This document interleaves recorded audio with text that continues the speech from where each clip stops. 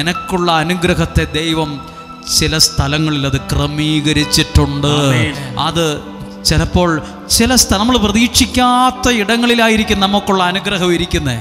നിനക്കുള്ള അനുഗ്രഹത്തെ ദൈവം എവിടെയോ വച്ചിട്ടുണ്ട്. ദൈവത്തിൻ്റെ വാക്ക് കേട്ട് ഇറങ്ങിത്തിരിക്കുമ്പോൾ അത് നിന്റെ കൈകളിലെത്താൻ തുടങ്ങും.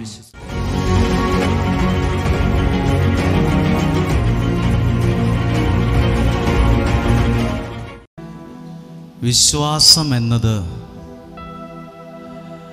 നമ്മൾ പ്രത്യാശിക്കുന്നത്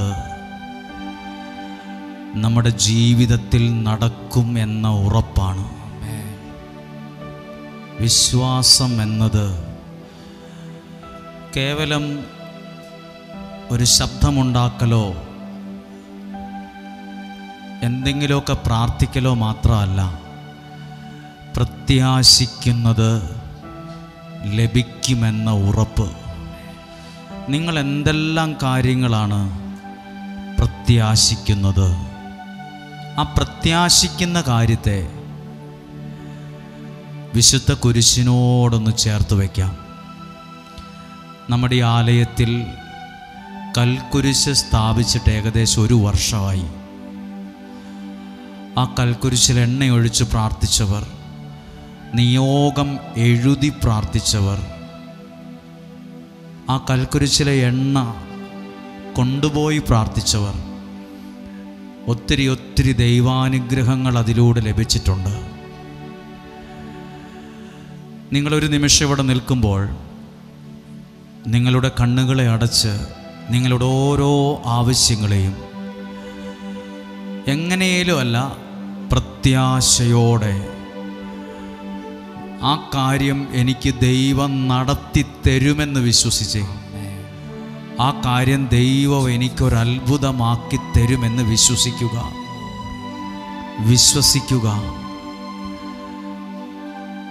വിശ്വാസത്തോടെ ആ വിശുദ്ധ കുരിശിനോട് ചേർത്ത് വെച്ച്, കുരിശിനോട് ചേർത്ത് വയ്ക്കുന്നത് ഒരനുഗ്രഹമായി അത് വെളിപ്പെട്ടു വരും.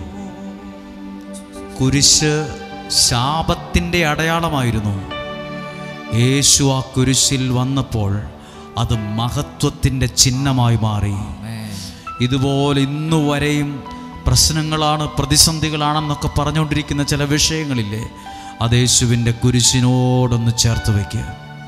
കുരിശിനോടൊന്ന് ചേർത്ത് വയ്ക്കുക. ഇന്ന് വിശ്വസിക്കുക, അതിനകത്തൊരത്ഭുതം നടക്കുന്നത്. വിശ്വാസം എന്നത് പ്രത്യാശിക്കുന്നത് ലഭിക്കുമെന്ന ഉറപ്പാണെങ്കിൽ, ഞാൻ പണ്ടൊരിക്കൽ ഒരു കാര്യം പറഞ്ഞത് ഒരിക്കൽ കൂടി ഓർമ്മപ്പെടുത്തട്ടെ. ഒരു സാധാരണ വീട്ടിലെ ഒരു കുടുംബത്തിലെ ഒരു മകൻ 2 പ്രാവശ്യം ഒരു രാജ്യത്ത് പോകാൻ പണം കൊടുത്തു, പറ്റിക്കപ്പെട്ടു. പണം നഷ്ടമായി. 2 പേരെ വിശ്വസിച്ച് യൂറോപ്പിലെ ഏതോ ഒരു രാജ്യത്ത് കൊണ്ടുപോകാനൊക്കെ പണം കൊടുത്തു. ഇന്ന് ഫോൺ എടുക്കുന്നില്ല, മിണ്ടുന്നില്ല, പറയുന്നില്ല, ചതിക്കപ്പെട്ടു, പൈസയെല്ലാം പോയി. പക്ഷെ അവൻ്റെ വലിയൊരു ആഗ്രഹമാണ്, എനിക്കൊന്ന് പുറം രാജ്യത്ത് പോകണം, എൻ്റെ വീടൊക്കെ ഒന്ന് രക്ഷപ്പെട്ടു വരണം, അതൊരു വഴിത്തിരിവായി മാറണമെന്ന്. അപ്പോൾ അവൻ നിരാശയോടെ പറഞ്ഞൊരു വാക്കുണ്ട്, ഇനി പോകാനൊക്കുമെന്നൊന്നും എനിക്ക് തോന്നുന്നില്ല. ഞങ്ങളുടെ വീട്ടിലെ ഇല്ലാത്ത പൈസയെല്ലാം കടം മേടിച്ച് സ്വർണവും പണയം വെച്ചൊക്കെയാണ് പൈസ കൊടുത്തത്. ഇനി ശരിയാകുമെന്ന് തോന്നുന്നില്ല, നടക്കുമെന്ന് തോന്നുന്നില്ല. പക്ഷെ ആ മകനോട് പറഞ്ഞു, ഞാൻ നിനക്ക് വേണ്ടി പ്രാർത്ഥിക്കാം. ഞാൻ നിനക്ക് വേണ്ടി പ്രാർത്ഥിക്കുമ്പോൾ നീ കണ്ണടച്ച് നീ വിശ്വാസത്തിൽ കാണണം. എന്താണ് ഞാൻ കാണേണ്ടത്? ഞാൻ ഇങ്ങനെയാണ് പറഞ്ഞത്, നിൻ്റെ വീട്ടിൽ 2-3 ബാഗൊക്കെ വച്ചിരിക്കുന്നു, പോകാനുള്ള തുണികളൊക്കെ അടുക്കി, നീ എയർപോർട്ടിലേക്ക് പോവുകയാണ്, ഒരു രാജ്യത്തേക്ക് പോകാൻ ഒരുങ്ങി നിൽക്കുന്നത്, കാറിൽ കയറുന്നത്, ലഗേജുകളൊക്കെ ആ വാഹനത്തിൽ കയറ്റി 1-2 പ്രിയപ്പെട്ടവരോടൊപ്പം എയർപോർട്ടിലേക്ക് പോകുന്നത്, അതിനകത്തു നീ പ്രവേശിക്കുന്നത്, അങ്ങനെ ചെക്ക് ഇൻ ചെയ്ത് അകത്ത് കയറി നീ ഫ്ലൈറ്റ് കാത്ത് നിൽക്കുന്നത്, വേറൊരു രാജ്യത്തേക്ക് കടലും കരയും കടന്ന് നീ ഇങ്ങനെ പോകുന്നത്, വിശ്വാസത്തിൽ നീ മനസ്സിൽ കാണുക, നീ അങ്ങനെ പോകുന്നത്. കാരണം വിശ്വാസം എന്നത് പ്രത്യാശിക്കുന്നത് ലഭിക്കുമെന്ന ഉറപ്പാണ്. അതൊന്ന് വിശ്വാസത്തിൽ ഇങ്ങനെ ഓരോ കാര്യങ്ങളും കണ്ട് പ്രാർത്ഥിക്കുക. അങ്ങനെ പ്രാർത്ഥിച്ച് ആ മനുഷ്യൻ, ആ സഹോദരൻ ഒരു സാക്ഷ്യം പറഞ്ഞു. അവൻ്റെ പ്രിയപ്പെട്ട ഒരു സുഹൃത്തിലൂടെ ഒരു ഇൻഫർമേഷൻ കിട്ടി. ഇന്ന സ്ഥലത്തൊരു വേക്കൻസി ഉണ്ട്, ഇന്ന സ്ഥലത്തൊരു സാധ്യതയുണ്ട്, നീ ഇന്നതുപോലെ ഡോക്യുമെൻ്റൊക്കെ ഒന്ന് അയച്ചു നോക്ക്. യാദൃശ്യം കിട്ടിയാലെന്നൊക്കെ വിചാരമുണ്ടായിരുന്നു. പക്ഷേ അതിന് പെട്ടെന്ന് തിരിച്ച് റിപ്ലൈ വന്നു. അതിൻ്റെ സമർപ്പിക്കാൻ പറഞ്ഞു. കാര്യങ്ങൾ ദ്രുതഗതിയിലായി. എങ്ങനെയാണെന്നറിയില്ല, കാര്യങ്ങൾ ഭംഗിയായി നടന്നു. വിശ്വാസം എന്നത് മനസ്സിൽ പ്രത്യാശിക്കുന്നത് ലഭിക്കും. നിനക്ക് വീടില്ലേ? ആ വീട് ഒരെണ്ണം പ്രത്യാശിക്ക്. പിള്ളേരുടെ കല്യാണവും നടന്നില്ലേ? വിവാഹം നിങ്ങളുടെ വീട്ടുമുറ്റത്ത് നടക്കുന്നത്, അതിന് വേണ്ടുള്ള കാര്യങ്ങൾ, പന്തലിടുന്നത്, ആളുകൾ വരുന്നത്, അതാ ഒരു നല്ല സമയത്തെ മനസ്സിൽ കാണുക. വിശ്വാസത്തോടെ കണ്ട് ഇന്ന് ഈ കൽക്കുരിശിൽ ഈ മാസമാ കുരിശിൻ്റെ പുകഴ്ചയുടെ തിരുനാൾ നമ്മൾ ആഘോഷിച്ചത്. ഈ ആലയത്തിൽ കൽക്കുരിശിൻ്റെ തിരുനാൾ പോലെ നമ്മളിന്ന് നിൽക്കുമ്പോൾ ആ കുരിശിനോടൊന്ന് നമ്മുടെ ജീവിതത്തെ ചേർത്ത് വയ്ക്കാം. ചില സങ്കടങ്ങളെ ചേർത്ത് വയ്ക്കാം, ചില വേദനകളെ ചേർത്ത് വെച്ച് ഇപ്പോൾ ആഴമായ വിശ്വാസത്തോടെ, പ്രതീക്ഷയോടെ, നിരാശയല്ല, ഇത് നിരാശ തരുന്ന സ്ഥലമല്ല, നിരാശയെ മാറ്റി പ്രത്യാശ നിറയ്ക്കുന്ന സ്ഥലമാണിത്. നിരാശയെ മാറ്റി പ്രത്യാശയോടെ ജീവിതത്തെ ഉയർത്തിയെടുക്കുന്ന സ്ഥലമാണ്. കണ്ണുകളടച്ച് കരങ്ങൾ ഹൃദയത്തോട് ചേർത്ത്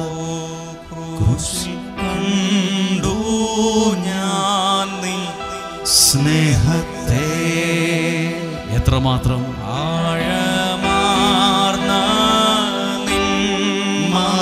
മഹാത്യാഗത്തെ വിശ്വാസത്തോടെ ക്രൂശിൽ കണ്ടു ഞാൻ നിൻ സ്നേഹത്തെ ആഴമാർന്ന മഹാത്യാഗത്തെ. അതുകൊണ്ട് പറഞ്ഞ് പകരം എന്തോ നൽകും ഞാനിനി, ഹൃദയം പൂർണ്ണമായി നൽകുന്നു നാഥനേ.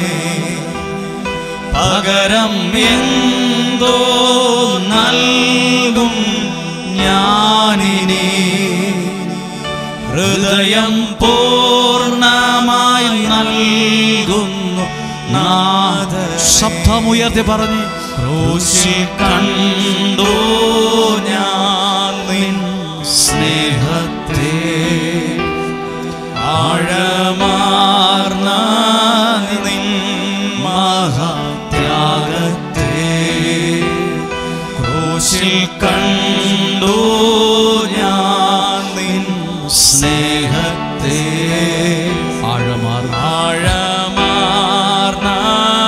നിൻ മഹാത്യാഗത്തെ. ഈ കുരിശിനോട് നിങ്ങളുടെ ജീവിതത്തിലെ ചെറുതും വലുതുമായ എല്ലാ സങ്കടങ്ങളെയും ഒന്ന് ചേർത്ത് വയ്ക്കുക.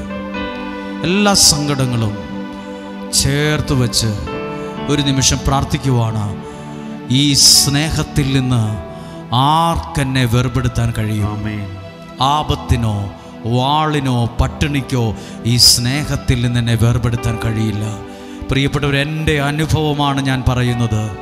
കുരിശിനോട് ചേർത്ത് വയ്ക്കുമ്പോൾ അവിടെ ഒരു വലിയ രക്ഷാകരമായൊരു പ്രതീക്ഷയുണ്ട്. കുടുംബത്തിലെ ചില വിഷയമാകാം, സാമ്പത്തികമായി തകർന്ന ഒരു സാഹചര്യമാകാം, രോഗമെല്ലാം സമർപ്പിച്ച് പ്രാർത്ഥിച്ച്, ശാരീരികമായി രോഗപീഠകൾ അനുഭവിക്കുന്നവരെ പ്രാർത്ഥിച്ച് നിന്നുകൊണ്ട് പ്രാർത്ഥിക്കുമ്പോൾ മടുപ്പ് വിചാരിക്കരുത്. ക്യാൻസർ വാർഡുകളിൽ, ക്യാൻസർ ആശുപത്രികളിൽ, ക്യാൻസർ രോഗികളെ ചികിത്സിപ്പിക്കുന്ന ഹോസ്പിറ്റലുകളിൽ ഇന്നൊരാൾ പറയുകയാണ്, അച്ഛൻ ക്യാൻസർ രോഗികൾക്ക് വേണ്ടി പ്രാർത്ഥിക്കണം. ക്യാൻസർ രോഗികളുടെ എണ്ണം കൂടിക്കൊണ്ടിരിക്കുകയാണ്. പലരും ജീവിതത്തിൽ പപ്പടം പോലെ പൊടിഞ്ഞു പോയിക്കൊണ്ടിരിക്കുകയാണ്.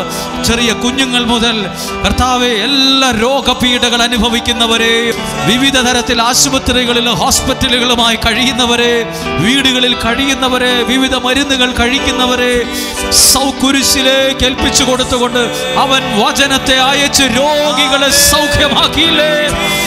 അവൻ വചനമയച്ച് രോഗികളെ സൗഖ്യമാക്കിയതുപോലെ സൗഖ്യം നൽകണമേ എന്ന് പ്രാർത്ഥിക്കും. സൗഖ്യമാകണമേ എന്ന് പ്രാർത്ഥിക്കും. സൗഖ്യം നൽകണമേ എന്ന് പ്രാർത്ഥിക്കുന്നു. Hallelujah, hallelujah. കരങ്ങളൊന്ന് ഹൃദയത്തോട് ചേർത്ത് കണ്ണുകളടച്ച്, ഞാൻ നിന്നെ സൗഖ്യമാക്കും കർത്താവ്, ഞാൻ നിന്നെ സൗഖ്യമാക്കും, ഞാൻ നിന്നെ സൗഖ്യമാക്കും കർത്താവ്, ഞാൻ നിന്നെ സൗഖ്യമാക്കും, ഞാൻ നിന്നെ സൗഖ്യമാക്കും കർത്തൻ, ഞാൻ നിന്റെ സൗഖ്യമായവൻ. ആമേൻ. വിശ്വസിക്കുന്നു.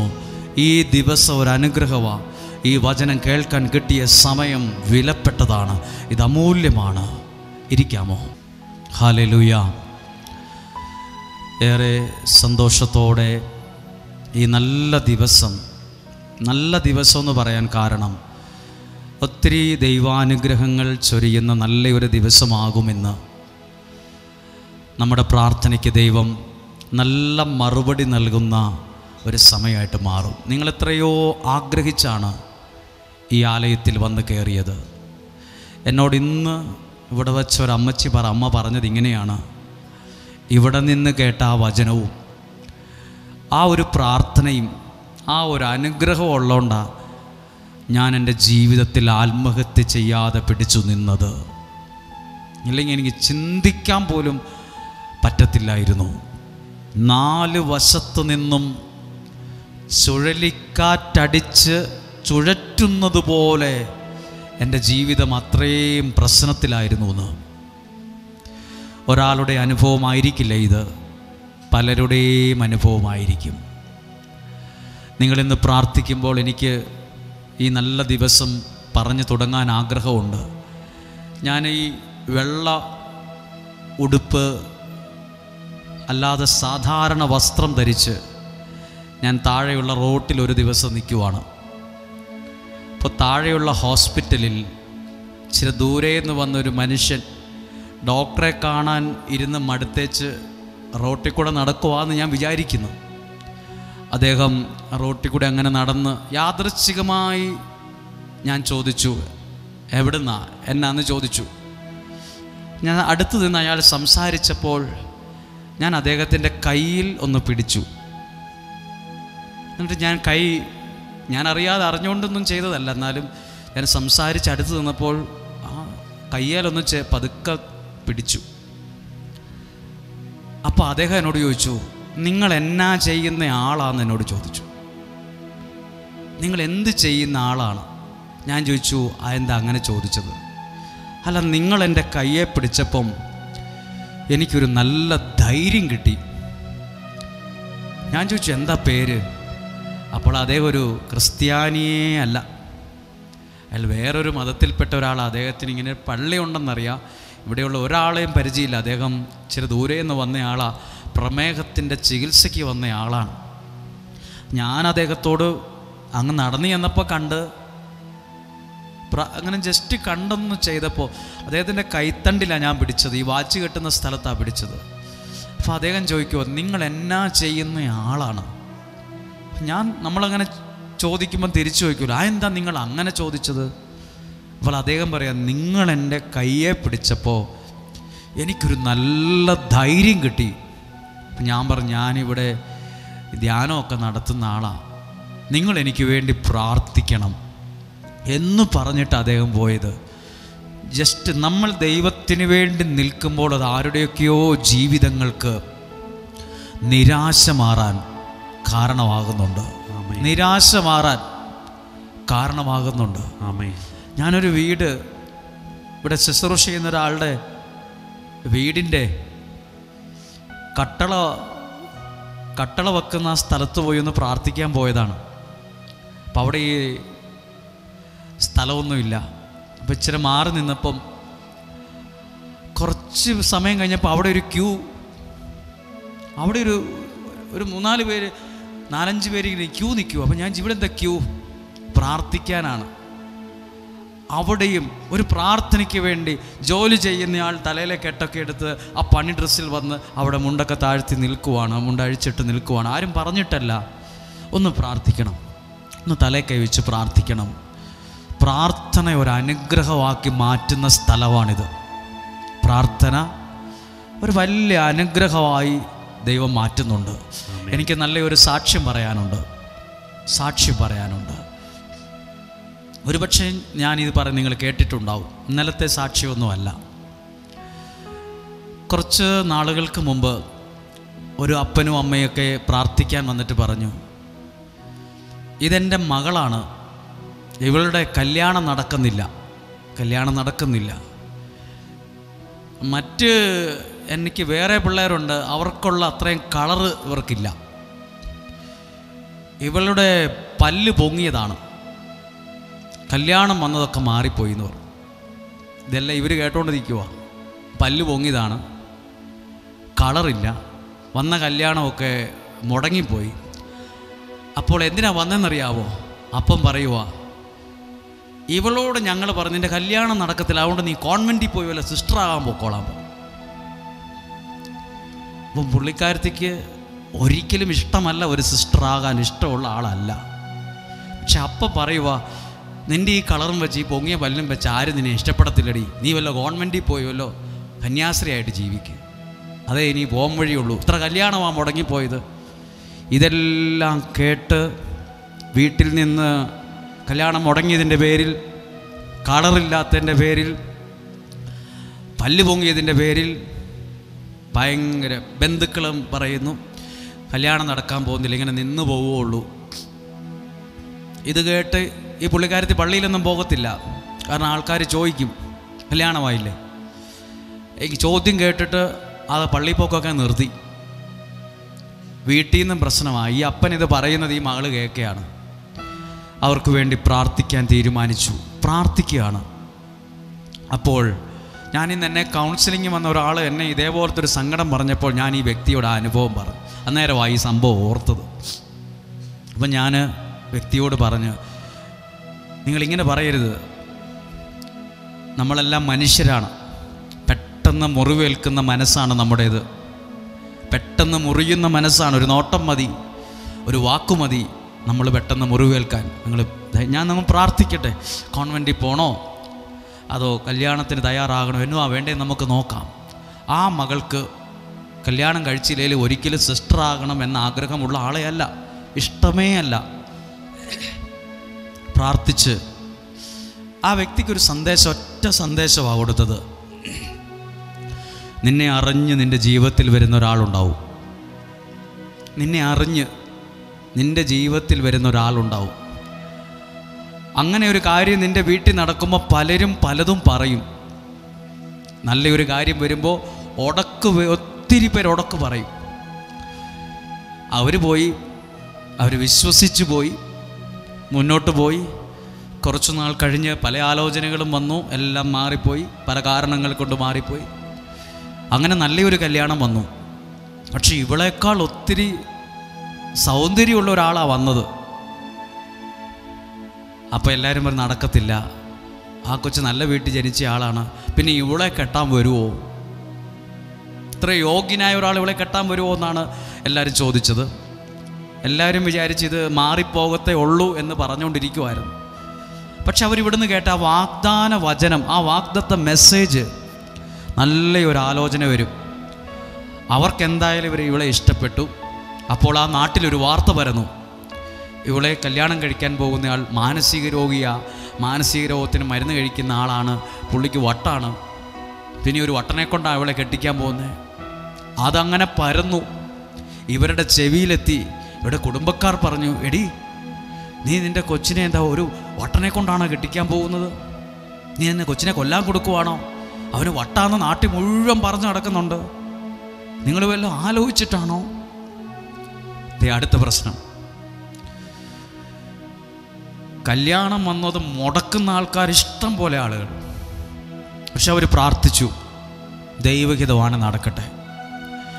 ഞങ്ങൾ അന്വേഷിച്ചിടത്തോളം ഇങ്ങനെയൊക്കെയാണ് മനസ്സിലാകുന്നത്. പക്ഷെ ആളുകൾ അതും ഇതുമൊക്കെ പറയുന്നു. അവർ പ്രാർത്ഥിച്ചൊരു തീരുമാനമെടുത്ത് ദൈവഹിതപ്രകാരം ആ വിവാഹം നടന്നു. ഇപ്പം എത്ര വർഷം, 4-5 വർഷം കഴിഞ്ഞു.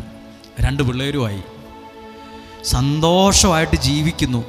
അന്ന് ഈ കല്യാണം നടത്തരുത്, അവന് മാനസിക പ്രശ്നം ഉണ്ടെന്ന് പറഞ്ഞ് പിടിപ്പിച്ച ആളുടെ മകൾ ഡിവോഴ്സായി വീട്ടിൽ നിൽക്കുക. ഇത് ഡിവോഴ്സാകും, ഇത് ശരിയാകത്തില്ല, അവന് മാനസിക രോഗത്തിന് മരുന്ന് കഴിക്കുന്ന ആൾ, അവന് ഒരു വട്ടനെ ചികിത്സിക്കുന്ന പോലെ ആൾക്കാർ പിടിച്ചു കെട്ടി ചികിത്സിച്ചാലേ ഇത്ര യോഗ്യനായ ഒരു ചെറുക്കൻ ഇവളെ കെട്ടാൻ വരുമോ? ഒരു പ്രശ്നമില്ലാത്ത ഒരാളായിരുന്നു. മനുഷ്യൻ വാഗൊണ്ടുണ്ടാക്കിയ വിഷയമാണിത്, വാഗൊണ്ട് പറഞ്ഞുണ്ടാക്കിയ വിഷയമാണ്. ഞാൻ അതുകൊണ്ടാണ് ഇന്ന് പ്രാർത്ഥിച്ചപ്പോൾ പറഞ്ഞത് എന്നറിയോ, നമ്മൾ വിശ്വാസത്തിൽ കണ്ട് പ്രാർത്ഥിച്ചാൽ ഏറ്റവും അനുഗ്രഹമായതിനെ ദൈവം അവിടെ ചേർത്ത് കൊണ്ടുവരും. ആര് മുടക്കിയാലും, ആര് ഉടക്കു വച്ചാലും, വാഗൊണ്ട് പറഞ്ഞാലും പ്രവർത്തിച്ചാലും ദൈവം അതിനെ അവിടെ അനുഗ്രഹമാക്കി കൊണ്ടുവരും. Hallelujah, hallelujah. പ്രാർത്ഥനയ്ക്ക് മറുപടി കിട്ടും. ഒന്ന് മുടങ്ങിപ്പോയല്ലോ, ശരിയാകാതെ വന്നല്ലോ, അതൊന്നും ഓർത്ത് ഭാരപ്പെടണ്ട. നിനക്ക് ഏറ്റവും നല്ലതിനെ നിന്റെ ജീവിതത്തോട് ദൈവം ചേർത്ത് കൊണ്ടുവരും. അതിനുവേണ്ടിയാണ് ഇന്ന് പ്രാർത്ഥിക്കേണ്ടത്. Hallelujah, hallelujah. ഇന്ന് നമ്മൾ കൽക്കുരിശിൽ പ്രാർത്ഥനയൊക്കെ ആരാധനയുടെ സമയത്ത് നടത്തുമ്പോൾ നമ്മൾ പ്രിയപ്പെട്ട സോജനച്ചൻ ആളുകൾ ശുശ്രൂഷകരും ചേർന്ന് ആ കൽക്കുരിശിൽ പ്രാർത്ഥിക്കും നമ്മൾ ആരാധനയുടെ സമയത്ത്. അതിനുശേഷം കൽക്കുരിശിലെ എണ്ണ എല്ലാവർക്കും ഒരു ചെറിയ കുപ്പിയിലാക്കി എല്ലാവർക്കും അത് പ്രാർത്ഥിച്ച് നിങ്ങൾക്ക് നൽകും. അതൊരനുഗ്രഹമായി മാറും. അത് നല്ല ഒരു മനുഷ്യൻ്റെ ബുദ്ധിയിലുണ്ടാകുന്ന ഒരു ആലോചനയിൽ നിന്നല്ല പറയുന്നത്, ഒരു ദൈവികമായ നിയോഗത്തിൽ നിന്നുകൊണ്ടാണത് പറയുന്നത്. ഇത് പ്രാർത്ഥിച്ച ഒരാളുടെ സാക്ഷ്യം കഴിഞ്ഞ 2 ദിവസങ്ങൾക്ക് മുമ്പ് ഞാൻ കേട്ടു. അദ്ദേഹം പറഞ്ഞു, എനിക്ക് 3 വലിയ പ്രശ്നമുണ്ടായിരുന്നു. 1, എനിക്ക് സിഗരറ്റ് വലി നിർത്താൻ പറ്റുന്നില്ലായിരുന്നു. 2, എനിക്ക് പാൻ മസാല കഴിക്കുന്ന എനിക്ക് ഒഴിവാക്കാൻ പറ്റത്തില്ലായിരുന്നു. എൻ്റെ മദ്യപാനം, ഇത് 3 കൊണ്ട് എൻ്റെ ജീവിതം തകർന്നു. പാൻ മസാല ഉപയോഗിക്കുന്നു, സിഗരറ്റ് വലിക്കുന്നു, കുടിക്കുന്നു, എൻ്റെ ജീവിതം തകർന്നു. പക്ഷെ അദ്ദേഹം ചെയ്ത ഒരു കാര്യം ആരും പറഞ്ഞിട്ടൊന്നുമല്ല. ഒരു ദിവസം അയാൾക്ക് തോന്നി രക്ഷപ്പെടണം. അങ്ങനെ തോന്നി. അദ്ദേഹത്തിന് അങ്ങനെ തോന്നാൻ കാരണം ഒരു ചെറിയ കാരണമാണ്. അദ്ദേഹത്തിൻ്റെ കവിളിൻ്റെ അകത്ത് ആദ്യം വെള്ളക്കുത്തുപോലെ ഒരു സംഭവം ഉണ്ടായി. കാൽസ്യത്തിൻ്റെ കുറവ് കൊണ്ടുണ്ടാകുന്ന വെള്ളക്കുത്താന്ന് മനസ്സിലായി. അങ്ങനെയൊക്കെ ചിന്തിച്ചുകൊണ്ടിരുന്നു. പക്ഷെ അത് വലുതായി അവിടെ ഒരു സുഷിരം രൂപപ്പെട്ടു. വായുടെ അകത്ത് തിന്നത്തില്ല, ചവയ്ക്കത്തില്ല, ഭയങ്കര വേദന. ആരോടോ ഇത് ചോദിച്ചപ്പോൾ അത് വേറൊരു മാരക രോഗമാണെന്നൊക്കെ പറഞ്ഞ് ഞാൻ പേടിച്ചു ഭയപ്പെട്ടു പോയി. അപ്പോൾ അദ്ദേഹം ഒരു ദിവസം ഇവിടെ കയറി വന്ന് ഈ കൽക്കുരിശിലെ ഒരു അല്പം എണ്ണ എടുത്തുകൊണ്ട് പോയി. അദ്ദേഹം പറയുക, ഞാനിനി ഈ വലിക്കുകയോ, ആരും സ്വന്തം തീരുമാനമെടുത്തു. അദ്ദേഹം കീശയിൽ ആ എണ്ണ സൂക്ഷിച്ചു. അദ്ദേഹം പറയും, എനിക്ക് ഇതൊന്നും വലിക്കാതിരിക്കാൻ പറ്റുന്നില്ല, കുടിക്കാതിരിക്കാൻ പറ്റുന്നില്ല, ഇത് നാവിൻ്റെ അടിയിൽ പാൻ മസാല വെക്കാതിരിക്കാൻ, എനിക്ക് അതിൻ്റെ പേരറിയില്ല, ഇത് വെക്കാൻ പറ്റുന്നില്ല എന്നൊക്കെ പറഞ്ഞു. അദ്ദേഹം പറഞ്ഞു, ഞാൻ അങ്ങനെ തോന്നുമ്പോഴൊക്കെ ഈ എണ്ണയെടുത്ത് എൻ്റെ നാക്കെ ഞാൻ തൊട്ട് വെക്കും. എന്നാന്നറിയില്ല, എൻ്റെ ആഗ്രഹം എല്ലാം പോയി. എനിക്ക് അതിൽ നിന്നൊരു വലിയൊരു വിടുതൽ കിട്ടി. എന്നോട് സാക്ഷ്യം പറഞ്ഞ ഒരു മനുഷ്യൻ, ഒരു ചെറുപ്പക്കാരൻ, ഒരു സാധാരണ മനുഷ്യൻ, വിവാഹിതനാണ്, 2 മക്കളുണ്ട്, ഒത്തിരി അനുഗ്രഹത്തിന് കാരണമായി. ഇന്ന് ദൈവത്തിൻ്റെ ഒരു വചനം നിങ്ങളുടെ ശ്രദ്ധയിലൊന്ന് കൊണ്ടുവരികയാണ്. അതാദ്യം വായിക്കുന്നത് വിശുദ്ധ മത്തായിയുടെ സുവിശേഷത്തിലെ 17-ാം അധ്യായം 27 മുതലുള്ള വാക്യമാണ്. വിശുദ്ധ മത്തായിയുടെ സുവിശേഷം 17-ാം അധ്യായം അത് 24 മുതലുള്ള ടാക്സിനെ കുറിച്ച് പറഞ്ഞിരിക്കുവാണ്. നികുതിയെക്കുറിച്ച് എഴുതിയിരിക്കുന്ന അങ്ങനെയാ. ഹെഡിങ് ഒന്ന് വായിച്ച്. നികുതിയെക്കുറിച്ച്, ടാക്സിനെ കുറിച്ച്, നികുതിയെക്കുറിച്ച് എഴുതിയിരിക്കുന്നൊരു ഭാഗമാണ്. ഞാൻ നികുതിയെക്കുറിച്ചൊന്നും അല്ല പറയുന്നത്. പക്ഷേ 27-ാമത്തെ വാക്യം, അതിനു മുമ്പ് ഞാനൊന്ന് വായിക്കാം. 24-ാമത്തെ വാക്യം ഒന്ന് വായിച്ചേ. അവർ കഫർനാമിലെത്തിയപ്പോൾ, യേശുവും ശിഷ്യന്മാരും കഫർനാമിലെത്തിയപ്പോൾ ദേവാലയ നികുതി പിരിക്കുന്നവർ പത്രോസിന്റെ അടുത്ത് ചെന്ന് ചോദിച്ചു, നിങ്ങളുടെ ഗുരു നികുതി കൊടുക്കുന്നില്ലേ? ടാക്സ് അടയ്ക്കുന്നില്ലേ? നിങ്ങളുടെ ഗുരു ടാക്സ് അടയ്ക്കുന്നില്ല, നികുതി അടയ്ക്കുന്നില്ല. അതിങ്ങനെ എഴുതിയിട്ടുണ്ട്. ദേവാലയ നികുതി പിരിക്കുന്നവർ പത്രോസിൻ്റെ അടുത്ത് ചെന്ന് ചോദിച്ചു. അതേ ഒരു കാര്യം പറയാനുണ്ട്. നിങ്ങളുടെ ഗുരു പ്രാർത്ഥനയും പ്രസംഗമൊക്കെ ഉണ്ട്, ശരിയാ, പക്ഷേ ടാക്സ് അടയ്ക്കുന്നില്ല കേട്ടോ, നികുതി അടയ്ക്കുന്നില്ലല്ലോ എന്ന് ചോദിച്ചു. അപ്പോൾ അവൻ പറഞ്ഞു, ഉവ്വ്. പിന്നീട് വീട്ടിലെത്തിയപ്പോൾ യേശു ചോദിച്ചു, ശിമയോനെ, നിനക്ക് എന്ത് തോന്നുന്നു? ഭൂമിയിലെ രാജാക്കന്മാർ ആരിൽ നിന്നാണ് നികുതിയോ ചുങ്കമോ പിരിക്കുന്നത്? നിങ്ങളുടെ പുത്രന്മാരിൽ നിന്നോ അന്യരിൽ നിന്നോ? അന്യരിൽ നിന്ന് പത്രോസ് മറുപടി പറഞ്ഞു. ഇനി അടുത്തത്, നികുതി അടയ്ക്കാനുള്ള പൈസയില്ല, നികുതി അടയ്ക്കാനുള്ളതൊന്നും കയ്യിലില്ല. അപ്പോൾ പറയുന്ന വാക്ക് വായിക്കുന്നതിന് മുമ്പ് ഇങ്ങനെയാണ്: പത്രോസിനോട് പറഞ്ഞു, നീ കടലിൽ പോയി ഒരു ചൂണ്ടയിടുക. ചൂണ്ട ഇടണം. ആദ്യം കിട്ടുന്ന മത്സ്യത്തിൻ്റെ വാ തുറന്ന് നോക്കുമ്പോൾ അതിനകത്തൊരു നാണയം ഉണ്ടാവും. അതെടുത്ത് ടാക്സ് അടയ്ക്കാൻ പറഞ്ഞു. ഞാനോ നിങ്ങളോ ആണെങ്കിൽ ചൂണ്ടയിടാൻ പോവോ ഇല്ലയോ എന്ന് പറ. പിന്നെ മീനിൻ്റെ വയറ്റിലുണ്ടെന്ന് പറഞ്ഞാൽ പിന്നെയും വിശ്വസിക്കാം. എങ്ങനെയോ തിന്നപ്പം ഇത് മീൻ തിന്ന് വയറ്റിൽ കിടപ്പുണ്ട്, കുടലിൽ കിടപ്പുണ്ടെന്നൊക്കെ പറഞ്ഞാൽ പിന്നെയും വിശ്വസിക്കാം. മീനിൻ്റെ വായിൽ അതൊരു പ്രത്യേകതയാണ്. മീനിൻ്റെ ഒരു പ്രത്യേകത, വായിൽ ഒന്നിരിക്കുമ്പോൾ ചൂണ്ട കൊളുത്തത്തില്ല, ചൂണ്ടയിലുള്ളതിനെ കൊത്തത്തില്ല. ഒന്ന് ഇറക്കിയിട്ടേ അടുത്തതിനെ പിടിക്കത്തുള്ളൂ. മീനിൻ്റെ വായിൽ എന്തെങ്കിലും ഫുഡ് ഇരിക്കുന്നുണ്ടെങ്കിൽ അത് ഇറക്കിയതിന് ശേഷമേ ചൂണ്ടയിൽ കൊത്തത്തുള്ളൂ. ചൂണ്ടയിൽ എന്തെങ്കിലും ഉണ്ടെങ്കിൽ അതിനെ കൊത്തി എടുക്കത്തുള്ളൂ.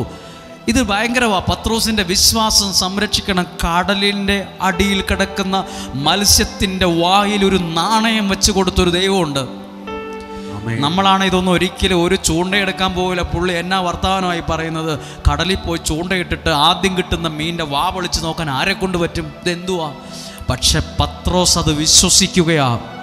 ആ മീനിൻ്റെ വായിൽ ടാക്സ് അടയ്ക്കാനുള്ള നാണയമുണ്ടെന്ന്. പ്രിയപ്പെട്ടവരെ, നിങ്ങളോട് ചില കാര്യങ്ങൾ പ്രാർത്ഥിച്ചു പറയുമ്പോൾ നിങ്ങൾക്ക് തോന്നും, ഇതൊക്കെ എങ്ങനെ വിശ്വസിക്കാൻ പറ്റുമോ, ഇതൊക്കെ ശരിയാകുമോ? വിശ്വസിച്ചത് പ്രവർത്തിക്കുമ്പോഴാണ് നിനക്കത് അനുഗ്രഹമാകുന്നത്. പ്രാർത്ഥിച്ച് ചിലരോട് പറഞ്ഞു, നിനക്കൊരു വഴി തുറക്കും. പ്രാർത്ഥിച്ച് ചിലരോട് പറഞ്ഞു, നീ മുന്നോട്ട് പോകുമ്പോൾ ചില പ്രയാസം ഉണ്ടെങ്കിലും നിനക്കൊരു ഭാഗ്യം തെളിഞ്ഞു കിട്ടും. ചിലരോട് അങ്ങനെയൊക്കെ പറഞ്ഞിട്ടുണ്ട്. അപ്പോൾ അവർ ചിന്തിക്കുക, ഇതൊക്കെ നടക്കുമോ? ഞാൻ ഇൻ്റർവ്യൂവിന് പോകണോ? ഞാൻ നോക്കണോ? എന്തിന് ഞാൻ ഇവിടെ എന്തെങ്കിലും നോക്കിയാൽ പോരെ? അത് വിശ്വസിക്കത്തില്ല. പത്രോസിനോട് പറഞ്ഞു, ടാക്സ് അടയ്ക്കാൻ പൈസയില്ലേ, സാരമില്ല, നീ ആ ചൂണ്ട എടുത്തോണ്ട് വാ. ചൂണ്ട എടുത്തോണ്ട് പോയി ആ കടലിൽ പോയി ചൂണ്ടയിട്. ചൂണ്ടയിട്ട് കിട്ടുന്ന ആദ്യത്തെ മത്സ്യത്തിൻ്റെ വയറ്റിലല്ല, ആദ്യം കിട്ടുന്ന മത്സ്യത്തിൻ്റെ കുടലിലല്ല ഈ നാണയം ഇരിക്കുന്നത്. വായിലൊരു നാണയമുണ്ട്. നിനക്കുള്ള അനുഗ്രഹത്തെ ദൈവം ചില സ്ഥലങ്ങളിൽ അത് ക്രമീകരിച്ചിട്ടുണ്ട്. അത് ചിലപ്പോൾ നമ്മൾ പ്രതീക്ഷിക്കാത്ത ഇടങ്ങളിലായിരിക്കും നമുക്കുള്ള അനുഗ്രഹം ഇരിക്കുന്നത്. നമ്മളാണെ ചൂണ്ട എടുക്കുമോ? ഞാനാണെ ചൂണ്ട എടുക്കത്തില്ല. ഞാനാണെ ചൂണ്ടയിടാൻ പോകത്തില്ല. ഞാനാണെ മീനിൻ്റെ വാ പൊളിച്ച് നോക്കാൻ നിൽക്കത്തില്ല. പിന്നെ മീനിൻ്റെ വായിലല്ലേ പൈസ ഇരിക്കുന്നത്? ഞാൻ ഇന്ന് വരെ കണ്ടിട്ടില്ല മീനിൻ്റെ വായിക്കകത്ത് പൈസ ഇരിക്കുന്നത്. മീനിൻ്റെ വായിലും ചിലപ്പോൾ നിനക്കുള്ള അനുഗ്രഹം ഉണ്ടാവും. നമ്മൾ പ്രതീക്ഷിക്കാത്ത മനുഷ്യരുടെ കയ്യിൽ നിനക്കുള്ള സമ്പത്തുണ്ടാവും, നിനക്കുള്ള അനുഗ്രഹം ഉണ്ടാവും, നിനക്കുള്ള ജോലി ഉണ്ടാകും, നിനക്കുള്ള വഴികളുണ്ടാകും, നിനക്കുള്ള വഴികൾ. Hallelujah, hallelujah. അത് ഇങ്ങനെ പറഞ്ഞു പോകുമ്പോൾ ഓരോ അനുഭവങ്ങൾ ഓർക്കും. ഇവിടെ നിന്ന് പ്രാർത്ഥിച്ച് കുറച്ച് നാളുകൾക്ക് മുമ്പ് ഒരാൾ പോവുകയാണ്. അവരുടെ വലിയ ആഗ്രഹം, അവർക്ക് മനസ്സിലൊരാഗ്രഹം ഉണ്ടായി, ഇസ്രായേലിൽ പോകണം. അങ്ങനെ ബാധ്യതകളൊക്കെ തീരും. അപ്പോൾ ഇങ്ങനെ പറഞ്ഞു വിട്ടു, നിനക്ക് ദൈവം ഒരു വഴി തുറക്കും. അങ്ങനെ ഇവിടെ നിന്ന് പോയി താഴെ ഓട്ടം വന്ന ഒരു ഓട്ടോറിക്ഷ കയറി വടുവഞ്ചാൽ ബസ് സ്റ്റാൻഡിൽ അവിടെ ഇരിപ്പിടമുണ്ട്. അവിടെ പോയിരുന്നു. അപ്പോൾ ഇവിടെ ഇങ്ങനെ പ്രാർത്ഥിച്ച് നോക്കും. ഓർക്കുമ്പോൾ സുൽത്താൻ ബത്തേരി ഭാഗത്ത്, പുൽപ്പള്ളി ഭാഗത്തു നിന്ന് വന്ന ഒരു സ്ത്രീ അതേപോലെ ബസ് കാത്ത് അവിടെ നിൽക്കുന്നു. ആദ്യമായിട്ട് കാണുന്ന 2 പേർ എവിടെ പോയതാന്ന് 2 പേരും അങ്ങോട്ടും ഇങ്ങോട്ടും ബസ് വരുന്ന സമയത്ത് ചോദിച്ചു. ഞാൻ ഇന്ന പോലെ സ്ഥലത്താണ്, ഞങ്ങൾ ഇന്ന പോലെ പ്രാർത്ഥിക്കാൻ വന്ന 2 പേർ. ആ സഹോദരിയുടെ കുടുംബക്കാരോ വടുവഞ്ചാൽ ദേശത്തുണ്ട്, അവരെ കാണാൻ വന്നതാ. അപ്പോൾ ഇവിടെ നിന്ന് പ്രാർത്ഥിച്ചു പോയ ആ സ്ത്രീ ചോദിച്ചു, നിങ്ങൾ എന്നാടുക്കൂ, എന്താ ജോലി? അപ്പോൾ അവർ പറഞ്ഞു, ഞാൻ ഇസ്രായേലിലാണ്, അവധിക്ക് വന്നതാ, എൻ്റെ ഒരാൾ കുടുംബക്കാർ ഇവിടെ ഉണ്ട്, കാണാൻ വന്നതാ. നിങ്ങളിവിടെ പോയതാ? ഞങ്ങളിവിടെ പ്രാർത്ഥിക്കാൻ വന്നതാ, അച്ഛനെ കാണാൻ വന്നതാ. ഇപ്പോഴൊന്നുമല്ല, 3-4 വർഷം മുമ്പാണ്. അപ്പോൾ ഈ ചേച്ചി ഉടനെ ചോദിച്ചു, നിങ്ങളെ ആരാ ഇസ്രായേലിൽ കൊണ്ടുപോയത്? ആരുടെയും നമ്പർ തരാൻ പറ്റുമോ ചേച്ചി? സാധാരണഗതിയിൽ അങ്ങനെയൊന്നും ആരും നമ്പർ കൊടുക്കത്തില്ല. ആ സ്ത്രീ അന്നേരെ കൈബാഗ് തുറന്ന് ഒരു പേനയെടുത്ത് കടലാസ് തപ്പിയിട്ട് ആ ബാഗിനകത്തില്ല, നിലത്ത് കിടന്ന ഒരു പേപ്പറിൻ്റെ സൈഡിൽ ഒരാളുടെ നമ്പർ എഴുതി കൊടുത്ത് ഇവർ വീട്ടിൽ പോയി വിളിച്ചു. അപ്പോൾ പറഞ്ഞു, ഇന്ന പോലൊക്കെ ചെയ്യാൻ പറഞ്ഞു. ആ വ്യക്തി ഇന്ന് ഇസ്രായേലിലാണ്. ഒരു വഴി ഇന്നുവരെ കണ്ടിട്ടില്ലാത്ത ബസ് സ്റ്റോപ്പിൽ ഇരുന്ന ഒരാൾ, ബസ് കാത്തു നിന്ന ഒരാൾ അവിടെ നിലത്ത് കിടന്ന കടലാസിൽ എഴുതി കൊടുത്ത നമ്പറാണ് വഴിത്തിരിവിന് കാരണമായത്. അപ്പോൾ ഇത് സത്യവാ. ദൈവം വിചാരിക്കാത്ത വഴികൾ ദൈവം നമുക്ക് വേണ്ടി തുറന്നു തരും. വിശ്വസിക്കുന്നു.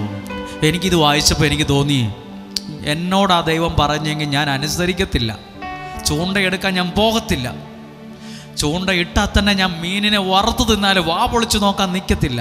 വേണേ മീനിൻ്റെ വയറിനകത്ത് ഞാൻ നോക്കും, വല്ല പൈസ വല്ലതും ഉണ്ടോ, മീൻ വല്ലതും വിഴുങ്ങിയത് കിടപ്പുണ്ടോ. വായി നോക്കാൻ ആ മീനിൻ്റെ വായിൽ ഇങ്ങനെ പൊളിച്ച് നോക്കത്തില്ല, ഇതിനകത്ത് നാണയം ഇരിപ്പുണ്ടോ, നോട്ടിരിപ്പുണ്ടോ, നമുക്ക് സ്വപ്നത്തിൽ പോലും ചിന്തിക്കത്തില്ല. നിനക്കുള്ള അനുഗ്രഹത്തെ ദൈവം എവിടെയോ വച്ചിട്ടുണ്ട്. ദൈവത്തിൻ്റെ വാക്ക് കേട്ട് ഇറങ്ങിത്തിരിക്കുമ്പോൾ അത് നിന്റെ കൈകളിൽ എത്താൻ തുടങ്ങും. ഹല്ലേലൂയ. എന്നിട്ട് പത്രോസിനോട് പറയാ, നീ അത് കൊണ്ടുപോയി ടാക്സ് അടയ്ക്കുക, നികുതി അടച്ചേച്ചു വാ. ഒരു നിമിഷം നിങ്ങൾ പ്രാർത്ഥിക്കണം. നിനക്കുള്ള അനുഗ്രഹങ്ങൾ അടഞ്ഞു പോയിട്ടില്ല. നിനക്കുള്ള നന്മകളുടെ വഴികളെ ദൈവം തുറക്കുന്ന സമയമാണിത്. ചിലർ അങ്ങ് ദൂരെ നിന്നൊക്കെയാ വന്ന് ഇവിടെ വന്ന് പ്രാർത്ഥിച്ചത്, വേണോ വേണ്ടയോ ഇഷ്ടമില്ലാതൊക്കെ വന്നിട്ടുണ്ട്. പക്ഷെ നിനക്കുള്ള അനുഗ്രഹത്തെ ദൈവം എവിടെയൊക്കെയോ ഒളിപ്പിച്ചിട്ടുള്ളത് നിന്റെ കണ്ണുകൾ കൊണ്ട് കാണാനിടവരും. ദൈവം തരുന്ന അനുഗ്രഹങ്ങൾ തിരക്കിനിടയിലും പ്രാർത്ഥിക്കാൻ വിട്ടുപോകുന്നവരുണ്ട്. തിരക്കിനിടയിൽ പ്രാർത്ഥിക്കാൻ വിട്ടുപോകുന്നവർ, നിങ്ങൾ ഒരു നിമിഷം ഒരിക്കൽ കൂടി ഒന്ന് കണ്ണുകളടച്ച് ഒന്ന് പ്രാർത്ഥിച്ച് കേട്ട വചനങ്ങൾ മറന്നു പോകാതിരിക്കാനാകട്ടോ. പത്രോസ്ലേഹായോട് ചോദിക്കുക, അതേ ഒരു കാര്യം നിന്നോട് പറയാനുണ്ട്. നിന്റെ ഗുരു നികുതി ടാക്സ് ഇതൊന്നും അടയ്ക്കുന്നില്ല കേട്ടോ, ടാക്സ് അടയ്ക്കുന്നില്ല കേട്ടോ. പത്രോസ്ലീഹ ഈ വിവരം പറഞ്ഞപ്പോൾ യേശു പറഞ്ഞു, നീ ഒരു ചൂണ്ടയെടുക്ക്. അയ്യോ, നികുതി അടയ്ക്കുന്നതിന് എന്തിനാ ചൂണ്ടയെടുക്കുന്നത്? ചൂണ്ടയെടുത്ത് ആ കടലിൽ പോയി ചൂണ്ടയിട്. ആദ്യം ആ ചൂണ്ടയിൽ കൊളുത്തുന്ന മീനിൻ്റെ വാ പൊളിച്ചു നോക്ക്, അതിനകത്തൊരു നാണയമുണ്ടാകും. ഞാനാണെങ്കിൽ അത് അനുസരിക്കാൻ തയ്യാറാകത്തില്ല, ഞാനത് വിശ്വസിക്കത്തില്ല, ഞാൻ ചൂണ്ടയിടാനും പോകത്തില്ല, മത്സ്യത്തിൻ്റെ വാ തുറന്ന് നോക്കാനും പോകത്തില്ല, എനിക്കത് വിശ്വസിക്കാൻ വഴിയില്ല. പത്രോസിനെ സമ്മതിക്കണം. ആ പത്രോസ് വിശ്വാസത്തോടെ ചൂണ്ടയെടുത്തു പോയി ചൂണ്ടയിട്ടു. ആ മത്സ്യത്തിൻ്റെ വായിൽ ഒരു നാണയം ഇരിക്കുന്നത് കണ്ടു. വയറിലല്ല, കുടലിലല്ല, വായിൽ. ദൈവം പറഞ്ഞതുപോലെ, യേശു പറഞ്ഞതുപോലെ ആ നാണയം കൊണ്ട് ടാക്സ് അടച്ചു. പ്രിയരെ, ഇപ്പോൾ നിങ്ങൾ 4 വശം നോക്കുമ്പോൾ ഒരു വഴിയും കാണുന്നില്ല. കാറ്റടിച്ച് ചുഴലുന്നത് പോലെ, ചുഴലിക്കാറ്റടിച്ച് ചതറിക്കുന്നത് പോലെ, ചുഴറ്റുന്നത് പോലെ പല പ്രശ്നങ്ങളും നിങ്ങളെ ചുഴറ്റുന്നില്ലേ? പല പ്രതിസന്ധികളും നിങ്ങളെ വല്ലാതെ കുഴപ്പിക്കുന്നില്ലേ? സാരമില്ല, ദൈവത്തിൻ്റെ നിയോഗത്തോടെ ചിലതൊക്കെ കൈകളിലെടുത്താൽ, ദൈവത്തിൻ്റെ നിയോഗത്തിൽ നിന്ന് ചൂണ്ടയെടുക്കാനല്ല പറയുന്നത്.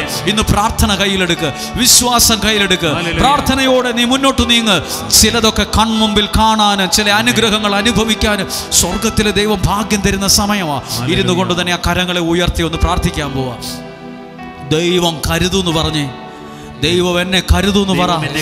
മത്സ്യത്തിന്റെ വായിൽ, മത്സ്യത്തിന്റെ വയറ്റിലല്ല, മത്സ്യത്തിന്റെ കുടലിലല്ല, മത്സ്യത്തിന്റെ വായ്ക്കകത്ത് ഒരു നാണയം ഇരിക്കുന്നത് കണ്ടു. കർത്താവേ, എനിക്കുള്ള അനുഗ്രഹത്തെ കാണാൻ ഒരു ഭാഗ്യം തരണമേ. ദൈവം എൻ്റെ കുടുംബത്തിന് വേണ്ടി കരുതിയത്, ദൈവം എൻ്റെ തലമുറയ്ക്ക് വേണ്ടി കരുതിയത്, എൻ്റെ സാമ്പത്തികത്തിന് വേണ്ടി കരുതിയത്, എൻ്റെ ആരോഗ്യത്തിന് വേണ്ടി കരുതിയത്, ദൈവമേ എനിക്ക് കാണാൻ, എനിക്കത് എടുക്കാൻ, എനിക്കത് അനുഭവിക്കാൻ ഭാഗ്യം തരണമേ എന്ന് പ്രാർത്ഥിക്കൂ. ഒന്ന് സ്തുതിച്ച് പ്രാർത്ഥിച്ച് ഹല്ലേലൂയ. ഒന്ന് ചേർന്ന് പ്രാർത്ഥിക്കുന്ന സമയമാണ്. എന്നെ കരുതുന്ന ദൈവം, എന്നെ രക്ഷിക്കുന്ന ദൈവം, എന്നെ വിടുവിക്കുന്ന ദൈവം, എനിക്കുള്ളത് എന്റെ കരങ്ങളിൽ തരുന്ന ദൈവം, യേശുവിന്റെ നാമത്തിൽ അത് ഏൽപ്പിക്കുന്നു. Hallelujah Jesus. കരുതുന്നവൻ, പറഞ്ഞേ, കാക്കുന്നവൻ, കരുണയുള്ളോ, കൈവിടില്ല എന്നെ. ചേർന്ന് പാടാമോ? കരുതുന്നവൻ, കാക്കുന്നവൻ, കരുണയുള്ളോ, കൈവിടില്ലെന്നേ. ഈ ദൈവം എൻ്റെ ദൈവം,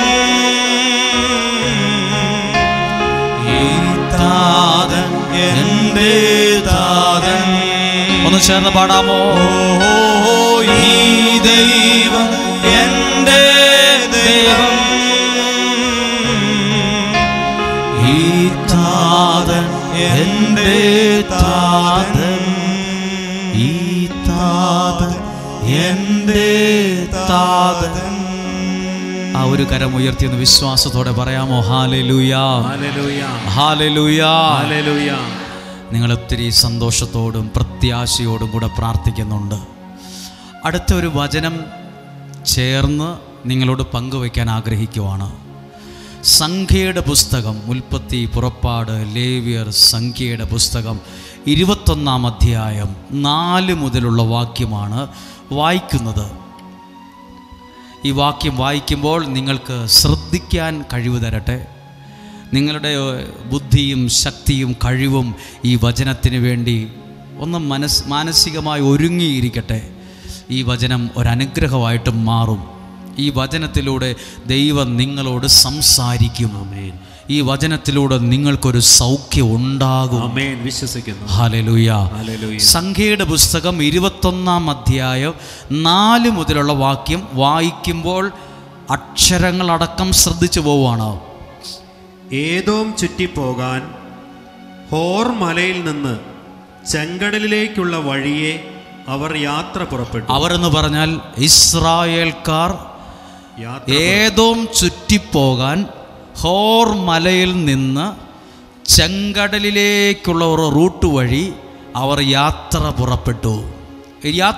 ഇസ്രായേൽക്കാർ. അപ്പോൾ ജനത്തിന് ദേഷ്യം വന്നു. ജനം ക്ഷമകെട്ട് പ്രതികരിക്കാൻ തുടങ്ങി. എന്നിട്ട് മോശയ്ക്കും ദൈവത്തിനും ദൈവിക സംവിധാനങ്ങൾക്കുമെതിരെ ജനം പിറുപിറുത്തു, ദേഷ്യപ്പെട്ടു. വായിക്കാം. യാത്രാമധ്യേ ജനം അക്ഷമരായി. ജനത്തിന് ദേഷ്യം വന്നു. അവർ പ്രതികരിക്കാൻ കൈ ചുരുട്ടി. മോശയെ ആക്രമിക്കാൻ കൈ ചുരുട്ടി.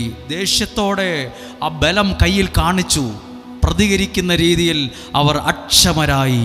5-ാമത്തെ വാക്യം. ദൈവത്തിനും മോശയ്ക്കുമെതിരായി അവർ സംസാരിച്ചു. ആർക്കൊക്കെ എതിരായി സംസാരിച്ചു?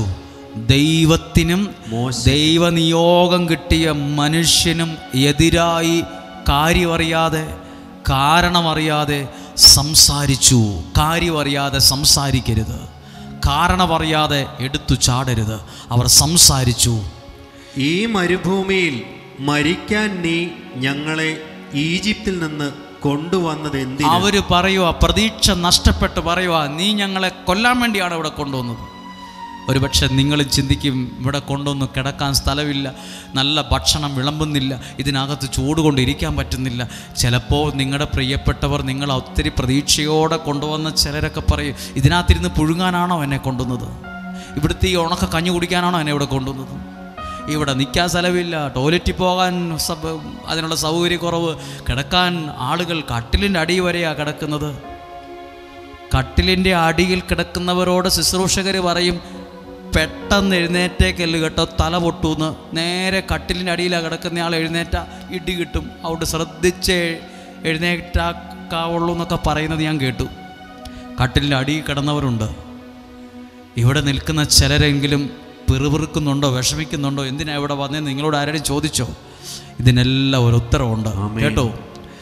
ഇവിടെ അപ്പമോ ഇല്ല, വെള്ളവും ഇല്ല, ടോയ്ലറ്റും ഇല്ല, കിടക്കാൻ കട്ടിലുമില്ല, തലയെണ്ണയില്ല, ഒന്നുമില്ല. ഇതെന്തോ ഒരു സ്ഥലമാണ്. അന്നത്തെ കാലത്തും ഈ പ്രശ്നം ഉണ്ടായിരുന്നു. അന്നത്തെ സമയത്ത് ആളുകൾ പറഞ്ഞു, ഇവിടെ അപ്പവും ഇല്ല, കറിയില്ല, വെള്ളവും ഇല്ല, ഉപ്പുമില്ല, മുളകുമില്ല, ഇതെന്തോ ഒരു സ്ഥലമാണിത്. എന്തിനാണ് ഞങ്ങളെ ഇവിടെ കൊണ്ടുവന്നത്? എന്തിനാണ് ദൈവം ഇവിടെ എത്തിച്ചത്? ദൈവം നിങ്ങളെ ഇവിടെ എത്തിച്ചതിൻ്റെ പിറകിൽ ദൈവത്തിൻ്റെ പ്ലാൻ കിടപ്പുണ്ട്. അല്ല, ഇവിടെ ഒന്നും ആരും വരത്തില്ലെന്നേ. ഇനി വലിയ വട വിട്ട് കെട്ടിക്കൊണ്ട് വന്നാൽ അത് മുറിച്ചേച്ചാൾ ഓടും. ഒരാൾ നിൽക്കത്തില്ല. ഇതിനകത്തൊന്നും ഇങ്ങനെ ഇടിച്ചു കൂടിയൊന്ന് നിൽക്കാൻ ആരും തയ്യാറാകാൻ. നിങ്ങളുടെ ലൈഫിൻ്റെ പിറകിൽ ദൈവീക പദ്ധതിയുണ്ട്. നിങ്ങൾ എവിടെയൊക്കെയോ രക്ഷപ്പെടാൻ ദൈവം വഴിയൊരുക്കുന്നുണ്ട്. അതാ ഇങ്ങനെയൊക്കെ വന്ന് നിൽക്കുന്നത്. അല്ലെങ്കിലൊന്നും ഒരു സാധാരണ രീതിയിൽ ചിന്തിക്കുന്നവരൊന്നും വരത്തില്ല. അത് ദൈവത്തിൻ്റെ നിയോഗമാണ്. മോശയോട് ചോദിച്ചു, ഇവിടെ അപ്പമില്ല, വെള്ളമില്ല, വിലകെട്ട ഈ അപ്പം നിന്ന് ഞങ്ങൾ മടുത്തു. ആണ്ട് ഭക്ഷണത്തെ കുറ്റം പറയാൻ തുടങ്ങി. ഈ ഉണക്ക കഞ്ഞി വൻപയറും കഞ്ഞി തിന്ന് ഞങ്ങൾ മടുത്ത്. സ്കൂളിൽ പോലും ഇതിനേക്കാൾ നല്ല പയറാണ് കിട്ടുന്നത്. കുറേ ആളുകൾ കുറേ പ്രാവശ്യം വന്നവർ പറയും, ഈ കഞ്ഞിയും പയറും മടുത്തേച്ചാ ഇങ്ങോട്ട് വന്നു, ഇവിടെയും അത് തന്നെയാണല്ലോ എന്ന്. അവരന്നത്തെ കാലത്ത് പറഞ്ഞ്, ഈ ഉണക്ക വിലകെട്ട അപ്പം തന്നെ നിന്ന് ഞങ്ങൾ മടുത്ത്. എന്നും അപ്പം. നിങ്ങളുടെ കുഞ്ഞുങ്ങൾ നിങ്ങളോട് പറയില്ലേ, എന്നും പുട്ട്, എന്നും കപ്പ, എന്നും വെടിയപ്പം, ഈ നശിച്ച വീട്ടിൽ വേറൊന്നുമില്ലേ? നമ്മുടെ പിള്ളേർ ചോദിക്കും, ചിലപ്പോൾ നിങ്ങളോട് ചോദിക്കും, ഇവിടെ വേറെ ഒന്നുമില്ല, എന്നും പുട്ട്. അവരും ചോദിച്ച്, എന്നും അപ്പം, ഈ ഉണക്കയപ്പം എഴുതിയിട്ടുണ്ട്, അങ്ങനെ തന്നെ എഴുതിയിരിക്കുന്നത്. എന്താ ഈ ഉണക്കയപ്പം തിന്ന് മടുത്തു. ഉണക്കയപ്പം എന്നല്ല, വിലകെട്ട അപ്പം തിന്ന് മടുത്തു. ഇതുകൊണ്ട് എറിഞ്ഞാൽ മനുഷ്യൻ്റെ കഴുത്ത് വരെ മുറിഞ്ഞു പോകും. ഉണക്കയപ്പം. എന്തോ കുഴപ്പമുണ്ട്. ഭക്ഷണത്തെ കുറ്റം പറഞ്ഞു, ദൈവത്തെ കുറ്റം പറഞ്ഞു. ഞങ്ങൾ അപ്പം തിന്ന് മടുത്തു. അപ്പോൾ കർത്താവ് വായിച്ചേ, കർത്താവ് ജനത്തിന്റെ ഇടയിലേക്ക് ആഗ്നേയ സർപ്പങ്ങളെ അയച്ചു. ദൈവം നല്ല വിഷമുള്ള പാമ്പിനെ അയച്ചു ഇങ്ങോട്ട്. വിഷമുള്ള പാമ്പിനെ അയച്ചു. ഇവർ പേടിച്ചു. ഈ വിഷമുള്ള പാമ്പ് കടിയേറ്റ് കുറേ പേരങ്ങ് മരിച്ചുപോയി. വായിക്കാം. അവയുടെ കടിയേറ്റ്, വിഷമുള്ള പാമ്പിന്റെ കടിയേറ്റ് ഇസ്രായേലിൽ കുറേ ആളുകൾ മരിച്ചും പോയി. ഇത് കണ്ടപ്പോൾ ജനം പേടിച്ചു. എന്നിട്ട് മോശയോട് പ്രാർത്ഥന ചോദിച്ചു. 7-ാമത്തെ വാക്യം ശ്രദ്ധിച്ചോ. ഒരു വലിയ പ്രയാസം വന്നപ്പോൾ ജനം പിറുപിറുത്തു, പ്രതികരിച്ചു. വിലകെട്ട അപ്പം തിന്ന് മടുത്തു. ഈ ഉണക്ക കഞ്ഞി കുടിച്ച് മടുത്തു. ഇവിടെ ഇരുന്ന് മടുത്തു. എവിടെ ഒച്ചയും പാട്ടും ബഹളവും കൂത്തും പലതും പിറുപിറുത്തു. ദൈവം ആഗ്നേയ സർപ്പങ്ങളെ അയച്ചു. അത് കടിച്ച് കുറെ പേരൊക്കെ മരിച്ചു. ഉടനെ 7-ാമത്തെ വാക്യം ശ്രദ്ധിച്ചേ. ജനം മോശയുടെ അടുക്കൽ വന്ന് പറഞ്ഞു, അങ്ങേക്കും കർത്താവിനുമെതിരായി സംസാരിച്ചു ഞങ്ങൾ പാപം ചെയ്തു. ഞങ്ങളൊരു തെറ്റ് ചെയ്തു പോയി, ഞങ്ങളൊരു പാപം ചെയ്തു പോയി. ഞങ്ങൾ ചെയ്യാൻ പാടില്ലായിരുന്നു, ഞങ്ങൾ അങ്ങനൊന്നും പറയാൻ പാടില്ലായിരുന്നു. ഒരു പാപം ചെയ്ത് പശ്ചാത്താപത്തോടെ പ്രാർത്ഥിക്കാൻ തുടങ്ങി.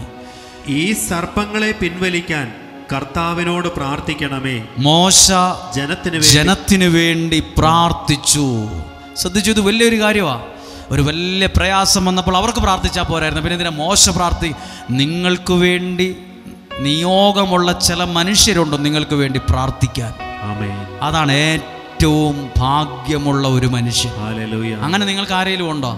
നിങ്ങൾക്ക് വേണ്ടി ഒരു ഫോൺ എടുത്ത് വിളിച്ച അന്നേരം നിങ്ങൾക്ക് വേണ്ടി ആത്മാർത്ഥമായി പ്രാർത്ഥിക്കുന്ന ഒരാൾ ഈ ലോകത്തിൻ്റെ ഏതോ മുക്കിലോ മൂലയിൽ എവിടെയോ ആകട്ടുണ്ടോ? നിങ്ങളൊരു ഭാഗ്യവാനാണ്. നിങ്ങൾക്ക് വേണ്ടി ആത്മാർത്ഥതയോടെ പ്രാർത്ഥിക്കുന്ന ഒരു സ്ഥലമുണ്ടോ? അതാണ് ഒരു സ്ക്വയർ ഫീറ്റിന് 10 ലക്ഷം രൂപ വിലയുള്ള എന്ന് പറയുന്നേക്കാൾ വിലയുള്ള സ്ഥലം നിങ്ങൾക്ക് വേണ്ടി ആത്മാർത്ഥമായി പ്രാർത്ഥിക്കുന്ന വ്യക്തിയും സ്ഥലവുമാണ്. ഇനി മോശ പ്രാർത്ഥിച്ചു. ഇനി അത് അടുത്ത ഭാഗമാണ് ശ്രദ്ധിക്കേണ്ട. മോശ പ്രാർത്ഥിച്ചപ്പോൾ ദൈവം പറഞ്ഞ വാക്ക് നോക്ക്. കർത്താവ് മോശയോട് അരുൾ ചെയ്തു, നീ ഒരു പിച്ചള സർപ്പത്തെ ഉണ്ടാക്കി വടിയിൽ ഉയർത്തി നിർത്തുക. എന്തുവാ, എനിക്ക് വിശ്വസിക്കാൻ പറ്റുന്നില്ല. ഇതെന്തുവാ പറയുന്നത്? നമുക്ക് ഇതെങ്ങനെ ഒരു പാമ്പിനെ പിച്ചളയിലുണ്ടാക്കി ഒരു തോട്ടിയെ കെട്ടി പൊക്കി നിർത്തിക്കോളാൻ പറഞ്ഞു. പാമ്പ് കടിച്ച് അപകടം വരുമ്പോൾ പിച്ചള സർപ്പത്തെ ഉണ്ടാക്കി തോട്ടിയെ കെട്ടി പൊക്കി പിടിച്ചാൽ എങ്ങനെയാണ് ശരിയാകുന്നത്? പാമ്പിനെ കൊല്ലുവല്ലേ വേണ്ടത്? പാമ്പിനെ ഓടിക്കുവല്ലേ വേണ്ടത്? ദൈവം പറയുക, നമ്മുടെ ബുദ്ധിയിൽ തരുന്നൊരു ഉത്തരവല്ല. ജനം വന്ന് പറഞ്ഞു, ഞങ്ങളുടെ കൂട്ടത്തിൽ കുറേ പേർ പാമ്പ് കടിയേറ്റ് പാമ്പിൻ്റെ ദംശനമേറ്റ് ഭരിച്ചു. ഞങ്ങളുടെ ഭാഗത്ത് തെറ്റുണ്ട്, കുറ്റമുണ്ട്, കുറവുണ്ട്, ഞങ്ങളോട് ക്ഷമിക്കണം.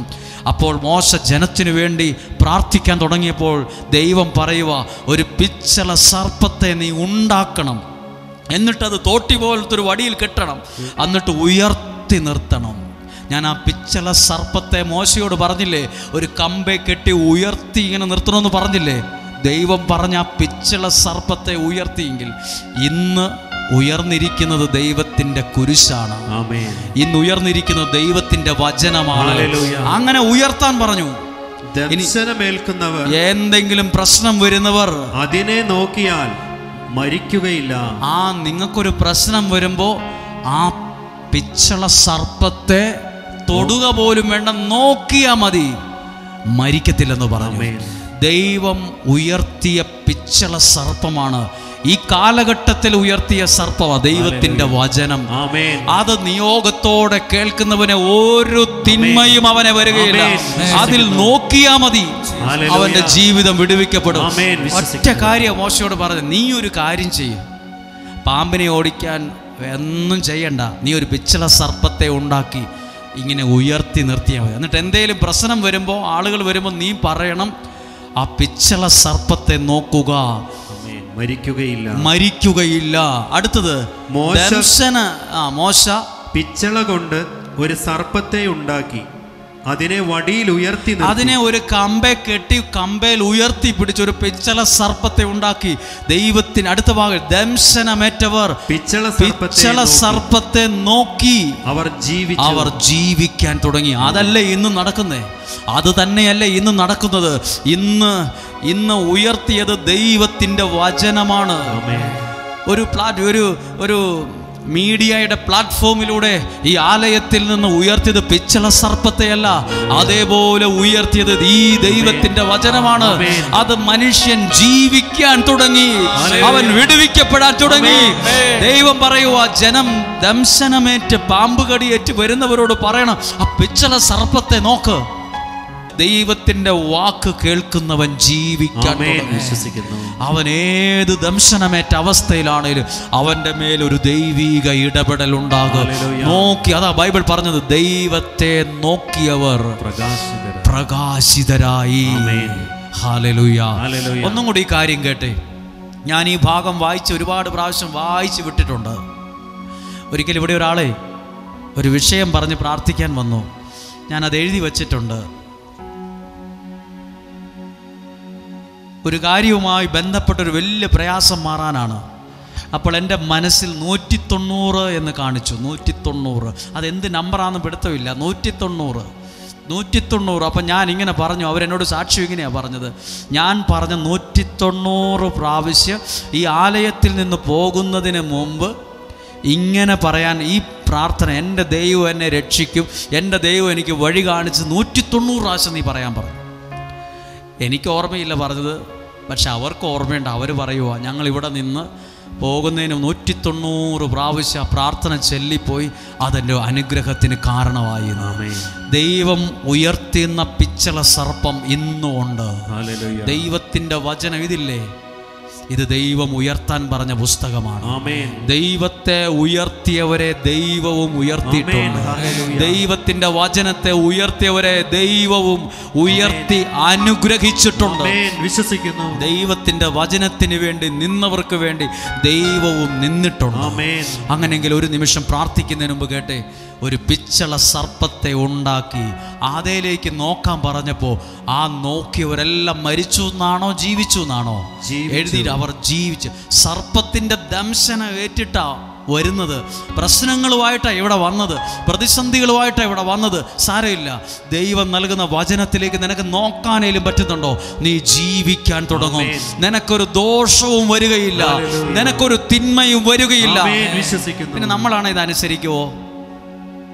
പത്രോസിനോട് പറഞ്ഞു, നീ ചൂണ്ട എടുത്തോണ്ട് പോയി കടലിൽ പോയി ചൂണ്ടയിട്, ആദ്യം കിട്ടുന്ന മീനിൻ്റെ വായിക്കാത്തൊരു നാണയം ഉരുപ്പോട്ട്. ഞാൻ വിശ്വസിക്കത്തില്ല പിന്നെ എന്ന് ചിന്തിക്കും. മോശയോട് പറയുക, നീ ഒരു പിച്ചള സർപ്പത്തെ ഉണ്ടാക്കും, പാമ്പ് കടിച്ച് ദംശനവേറ്റ് വരുന്നവർ നീ ഒരു കമ്പെ തോട്ടി കെട്ടി അരുവ കെട്ടി വയ്ക്കുന്നത് പോലെ ഈ പിച്ചള സർപ്പത്തെ കെട്ടി ഉയർത്തി പിടിക്കണം. ദംശനമേറ്റ് പ്രശ്നങ്ങളുമായി വരുന്നവരോട് മരുന്നുണ്ടോ, മരുന്ന് കൊടുക്കണമെന്നല്ല, നീ ഈ സർപ്പത്തെ നോക്കാൻ പറ. ഞാനത് ആത്മാവിൽ വിശ്വാസത്തിലെടുത്ത് ഇന്നത് പ്രസംഗിക്കുമ്പോൾ പറയുക, ദൈവം ഉയർത്താൻ പറഞ്ഞത് ഇന്ന് വചനമാണ്. ദൈവം ഉയർത്താൻ പറഞ്ഞത് ഈ പുസ്തകമാണ്.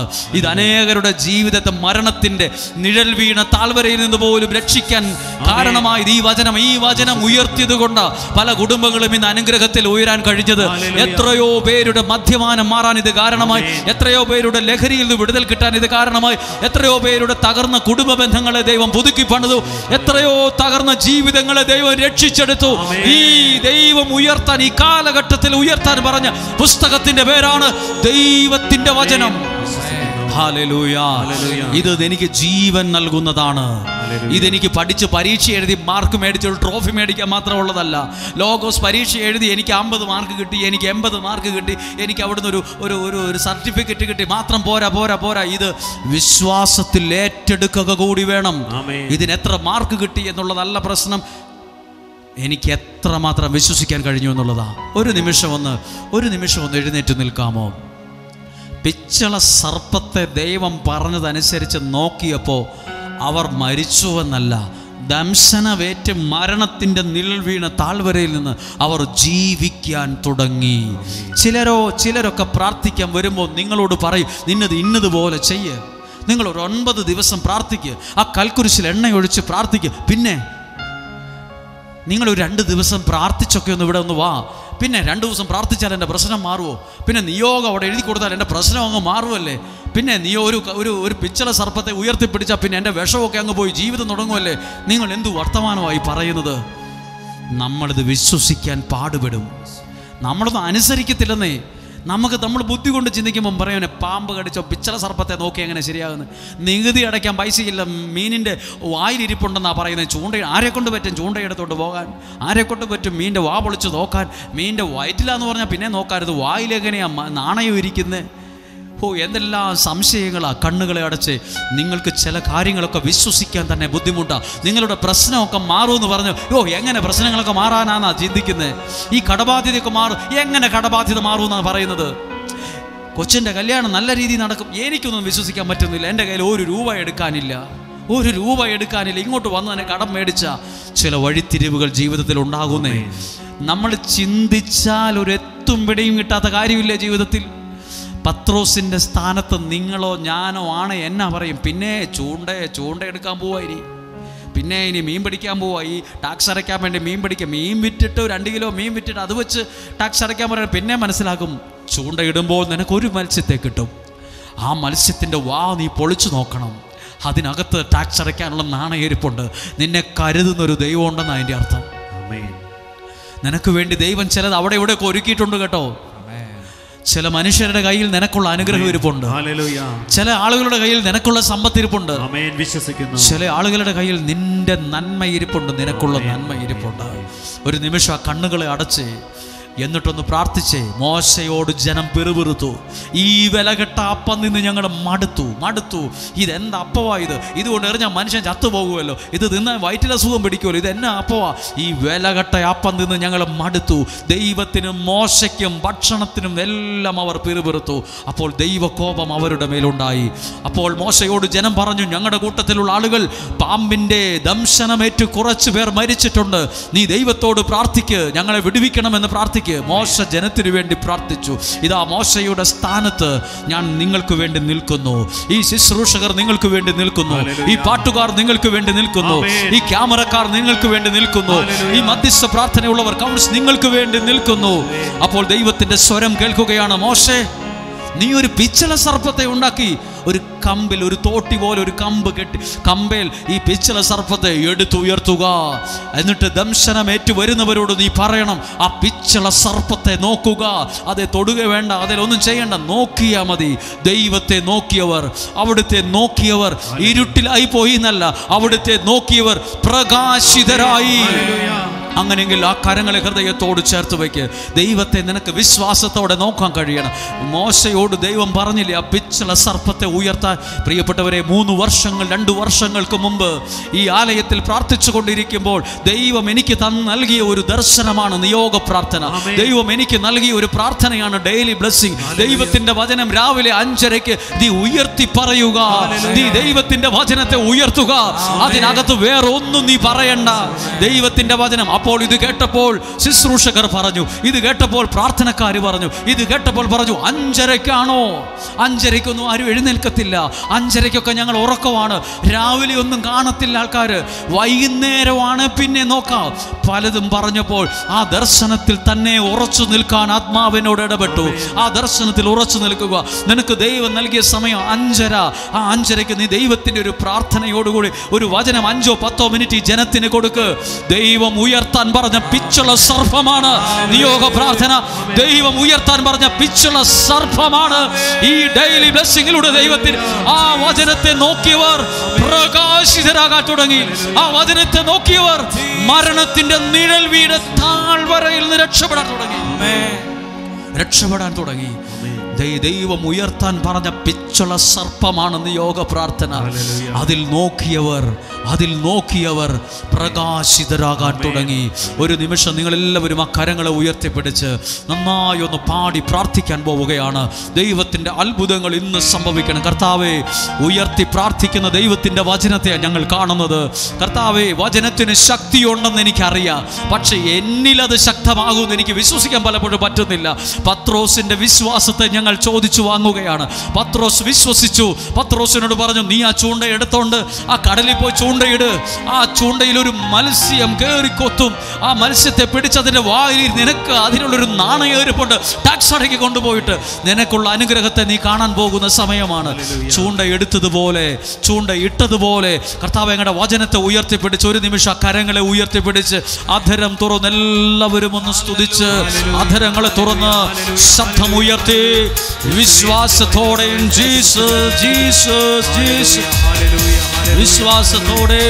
വിശ്വാസത്തോടെ ശബ്ദമുയർത്തി പ്രാർത്ഥിക്കുന്നു. ആമേൻ, ആമേൻ, ആമേൻ.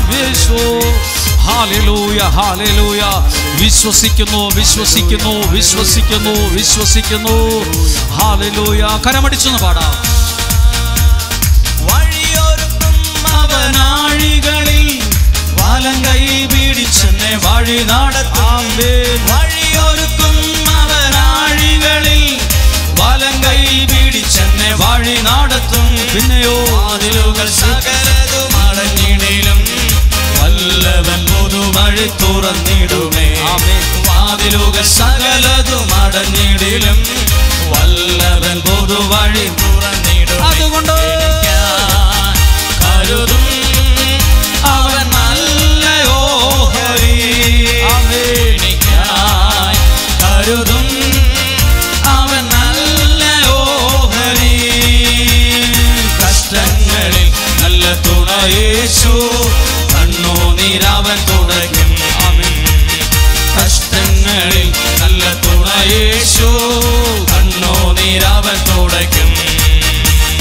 വഴിയൊരുക്കും അവനാഴികളിൽ വലങ്കൈ പിടിച്ചെന്നെ വഴി നടത്തും. സംഭവിക്കട്ടെ. വഴിയൊരുക്കും അവനാഴികളിൽ വലങ്കൈ പിടിച്ചെന്നെ വഴി നടത്തും. വാതിലുകൾ സകലതും അടഞ്ഞിടിലും വല്ലവൻ പൊതുവഴി തുറന്നിടുമേ. വാതിലുകൾ സകലതും അടഞ്ഞിടിലും വല്ലവൻ പൊതുവഴി തുറന്നിടും. അതുകൊണ്ട് കരുതും അവൻ നല്ലയോ ഹരി. എനിക്കായി വിശ്വസിക്കരുതും അവൻ നല്ലയോ ഹരി. പിന്നെയോ കഷ്ടങ്ങളിൽ നല്ല തുണ യേശു, കണ്ണുനീരവൻ തുടയ്ക്കും. കഷ്ടങ്ങളിൽ നല്ല തുണ യേശു, കണ്ണുനീരവൻ തുടയ്ക്കും. ആമേൻ. കഷ്ടങ്ങളിൽ നല്ല തുണ യേശു, കണ്ണുനീരവൻ തുടയ്ക്കും. മറന്നു പോകാത്ത വിധത്തിൽ ഈ വചനം ഒന്ന് ഹൃദയത്തിലൊന്ന് സൂക്ഷിച്ച്. നമ്മളിങ്ങനെ വായിച്ചു പോകുമ്പോൾ വേഗത്തിൽ വായിച്ച് നോക്കും, എന്ത് പിച്ചുള്ള സർപ്പം, എന്ത് ദംശനം. എന്നാൽ അതിനെയൊക്കെ ജീവിതത്തോട് ചേർത്ത് വയ്ക്കുമ്പോൾ അർത്ഥമുണ്ട്. നിങ്ങളുടെ കുടുംബത്തിൽ ചില വിഷയങ്ങളില്ലേ, നിങ്ങൾ ഉയർത്തേണ്ട പിച്ചുള്ള സർപ്പമാണ് ദൈവത്തിൻ്റെ വചനം. അത് നിങ്ങളുടെ വീടുകളിൽ ഉയർത്താൻ ദൈവനിയോഗം കിട്ടിയ അപ്പനും അമ്മയൊക്കെ ആയിരിക്കുന്നേ. ആ മോശ പിച്ചുള്ള സർപ്പത്തെ ദൈവത്തിൻ്റെ വാക്ക് കേട്ടതുപോലെ ഉയർത്തേണ്ടവരാകും നിങ്ങൾ. അപ്പോൾ നമ്മൾ പറയും, അയ്യോ ഞാനോ, ഞാൻ എന്നെ കൊണ്ടോ? അതെ, നിന്നെ കൊണ്ട് തന്നെ. മോശ പറഞ്ഞില്ല, ഈ വിക്കനായി ഞാൻ ഈ പിച്ചള സർപ്പത്തെ ഉയർത്തിയ വല്ലോ നടക്കുവോ? നീ ദൈവത്തിൻ്റെ വാക്ക് കേൾക്ക്, വല്ലോ നടക്കുവോ ഇല്ലയോ എന്ന് പിന്നെ കാണാം. പിച്ചള സർപ്പത്തെ ഉയർത്തിയതുപോലെയാ നിങ്ങൾ കേൾക്കുന്ന വചനങ്ങൾ അനേകർക്ക് അയച്ചു കൊടുക്കുമ്പോൾ നിങ്ങൾ ദൈവത്തിൻ്റെ വാക്ക് കേട്ട് പിച്ചള സർപ്പത്തെയാ ഉയർത്തുന്നേ. എത്രയോ പേരുടെ ജീവിതങ്ങളാണ് അതിലൂടെ അനുഗ്രഹമാകുന്നതെന്നറിയാമോ? ഇവിടെ നിൽക്കുന്ന ഓരോരുത്തരും ദൈവം നിങ്ങളെ ഈ ആലയത്തെ സ്നേഹിക്കുന്നതിൻ്റെ അടയാളമായി ഇരിക്കുന്ന ഓരോരുത്തരും. അല്ലേലൊന്നും ഈ മലമുകളിലൊന്നും ഒരാളും എത്തിപ്പെടത്തില്ല. ഒന്നാമതേ യാത്ര ചെയ്യാൻ വയ്യ, അന്നേരമായി ചുരം കയറി ഇങ്ങോട്ട് വരണം. ഇന്ന് എന്തെല്ലാം തിരക്കുണ്ടായിരുന്നു. ദൈവം ഈ ആലയത്തെ തെരഞ്ഞെടുത്തു എന്നതിൻ്റെ അടയാളമാണ് ഈ നിൽക്കുന്ന മനുഷ്യർ. നിന്നുകൊണ്ട് വചനം കേൾക്കുന്നവർ, കസേരയില്ലാഞ്ഞിട്ട് നിലത്തിരിക്കുന്നവർ, സൈഡ് വരാന്തകളിൽ നിൽക്കുന്നവർ, പാലത്തിൽ ആ സൈഡിൽ താഴ്ഭാഗത്ത് മുറ്റങ്ങളിലൊക്കെ ഇരിക്കുന്നവരുണ്ട്. സൈഡിൽ കസേരയില്ലാതെ സാധാരണ പ്ലാറ്റ്ഫോമിൽ നടയിലും സ്റ്റെപ്പിലും ഇരുമ്പിലും ഒക്കെ ആ സിമൻറ്റ് തറയിലൊക്കെ ഇരിക്കുന്നവരുണ്ട്. ദൈവം ഈ ആലയത്തെ തെരഞ്ഞെടുത്തതിൻ്റെ അടയാളമാണ്. ആ പിച്ചള സർപ്പത്തെ നോക്കിയവർ മരിച്ചുപോയി എന്നല്ല, അവരുടെ വിഷം പോയി.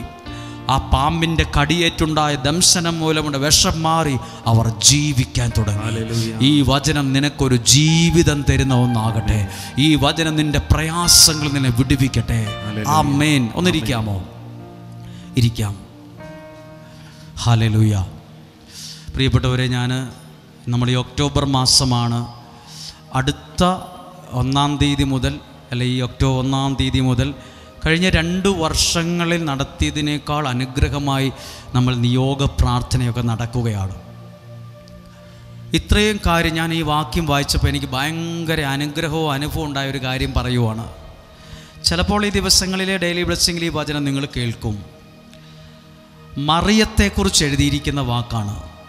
മറിയത്തെക്കുറിച്ച് എനിക്ക് ഒത്തിരി സന്തോഷമുണ്ട്. കാരണം സഭാവ്യത്യാസമില്ലാതെ ഇവിടെ നിന്ന് ഉയരുന്ന വചനങ്ങൾ ജനം സ്വീകരിക്കാൻ തുടങ്ങിയിട്ടുണ്ട്. ചിലർ പറയില്ലേ, ഞങ്ങൾ ആർസിക്കാർ പറയുന്ന വചനങ്ങൾ മാത്രമേ കേൾക്കത്തുള്ളൂ, ഞങ്ങൾ യാക്കോബയക്കാരാ, ഞങ്ങൾ യാക്കോബിൽ അച്ഛന്മാർ പ്രസംഗിക്കുന്ന മാത്രമേ കേൾക്കത്തുള്ളൂ. അത് ശരി. ഞങ്ങൾ ഓർത്തഡോക്സ് അച്ഛന്മാർ പറയുന്ന മാത്രമേ കേൾക്കത്തുള്ളൂ. ഞങ്ങൾ മാർത്തോമാ വിശ്വാസികൾ, ഞങ്ങളുടെ അച്ഛന്മാർ പറയുന്നതാ. ഒരു വ്യത്യസ്തത ഇങ്ങനെ കേൾക്കുന്ന ഞാൻ കണ്ടിട്ടുണ്ട്, ഇങ്ങനെ പറയുന്നത് കേട്ടിട്ടുണ്ട്. പക്ഷെ ഇപ്പം ഞാൻ കേട്ടിട്ടുണ്ട്, മാർത്തോമാ പള്ളിയിൽ പോകുന്നവരും യാക്കോബായ പള്ളിയിൽ പോകുന്നവരും ഓർത്തഡോക്സ് പള്ളിയിൽ പോകുന്നവരും. ഇപ്പോൾ ഇവിടെ വന്ന ഒരു ബിഷപ്പാണ്, ആംഗ്ലിക്കൻ സഭ. ഞാൻ ആദ്യമായിട്ട് കാണുവാണ് ആ ബിഷപ്പിനെ. പല സഭകളിൽപ്പെട്ട ക്രിസ്തുവിൻ്റെ സ്നേഹത്തിൽ ഒരുമിച്ച് നിന്ന് വചനം കേൾക്കാൻ തുടങ്ങിയിട്ടുണ്ട്. സ്കൂൾ കുട്ടികൾ പോലും ചിലപ്പോൾ സംസാരിക്കുന്നുണ്ട്. സ്കൂൾ കുട്ടികൾ പോലും പറയുന്നു, നിൻ്റെ അമ്മ കാണാറുണ്ടോടാ ഈ ഡെയിലി ബ്ലെസ്സിങ്? എൻ്റെ അമ്മ എല്ലാ ദിവസവും രാവിലെ ഇത് കാണുന്നുണ്ടെന്ന് കുട്ടികൾ തമ്മിൽ സംസാരിക്കുന്നു. ഫോൺ വിളിക്കുമ്പോൾ, പ്രിയപ്പെട്ടവരോട് സംസാരിക്കുമ്പോൾ, ഓരോ ദിവസവും കേൾക്കുന്ന വചനങ്ങൾ നിങ്ങളുടെ പ്രിയപ്പെട്ടവരോട് ഫോണിൽ ഇന്ന് കേട്ടില്ലേ സംസാരിക്കും. തിരക്കിനിടയിലും ജോലിക്ക് പോകുമ്പോൾ വാഹനത്തിൽ അത് കേൾക്കുന്നവർ, തിരക്കാണ് അവർക്ക്, എന്നാലും ആ വചനം തിരക്കിനിടയിലും കേൾക്കുന്നവരുണ്ട്. വാഹനത്തിൽ ഇരുന്നുകൊണ്ട് കേൾക്കുന്നവർ, കമ്പ്യൂട്ടറിൻ്റെ സഹായത്തോടെ കേൾക്കുന്നവർ. ഇന്ന് എത്ര പേരാ പിച്ചള സർപ്പത്തെ ഉയർത്തുന്നവരായത്? എത്ര പേരാ ദൈവവചനം കേൾക്കാൻ വേണ്ടി തന്നെ ടച്ച് ഫോൺ മേടിച്ചത്? എത്ര പേര് ഷെയർ ചെയ്യാനൊന്നും പലർക്കും അറിയാൻ പാടില്ല. പക്ഷേ ഇതൊക്കെ എങ്ങനെയാണ് പഠിച്ചെടുത്ത് ഇപ്പോൾ ഷെയർ ചെയ്യാനൊക്കെ പഠിച്ച് 50 പേർക്കും 10 പേർക്കൊക്കെ ഇന്ന് ദൈവവചനം കൊടുക്കും. ഇന്ന് എത്ര പേരെ ഇവിടെ ഇരിക്കുന്ന പലരും ദൈവത്തിൻ്റെ വാക്ക് കേട്ട് പിച്ചള സർപ്പത്തെ, ജീവൻ്റെ വചനത്തെ ഉയർത്തുന്നവരാണ്. ആമേൻ. അവർ കാണുമോ കാണില്ലയോ അതൊന്നും അറിയത്തില്ല. പക്ഷേ എൻ്റെ ഡ്യൂട്ടി ഞാൻ ചെയ്യുക. എൻ്റെ ഡ്യൂട്ടി എന്നോട് ദൈവം പറഞ്ഞ് ഇതിങ്ങനെ ചെയ്യാനാ പറഞ്ഞത്. നീ ഉയർത്തിപ്പിടിക്കുക.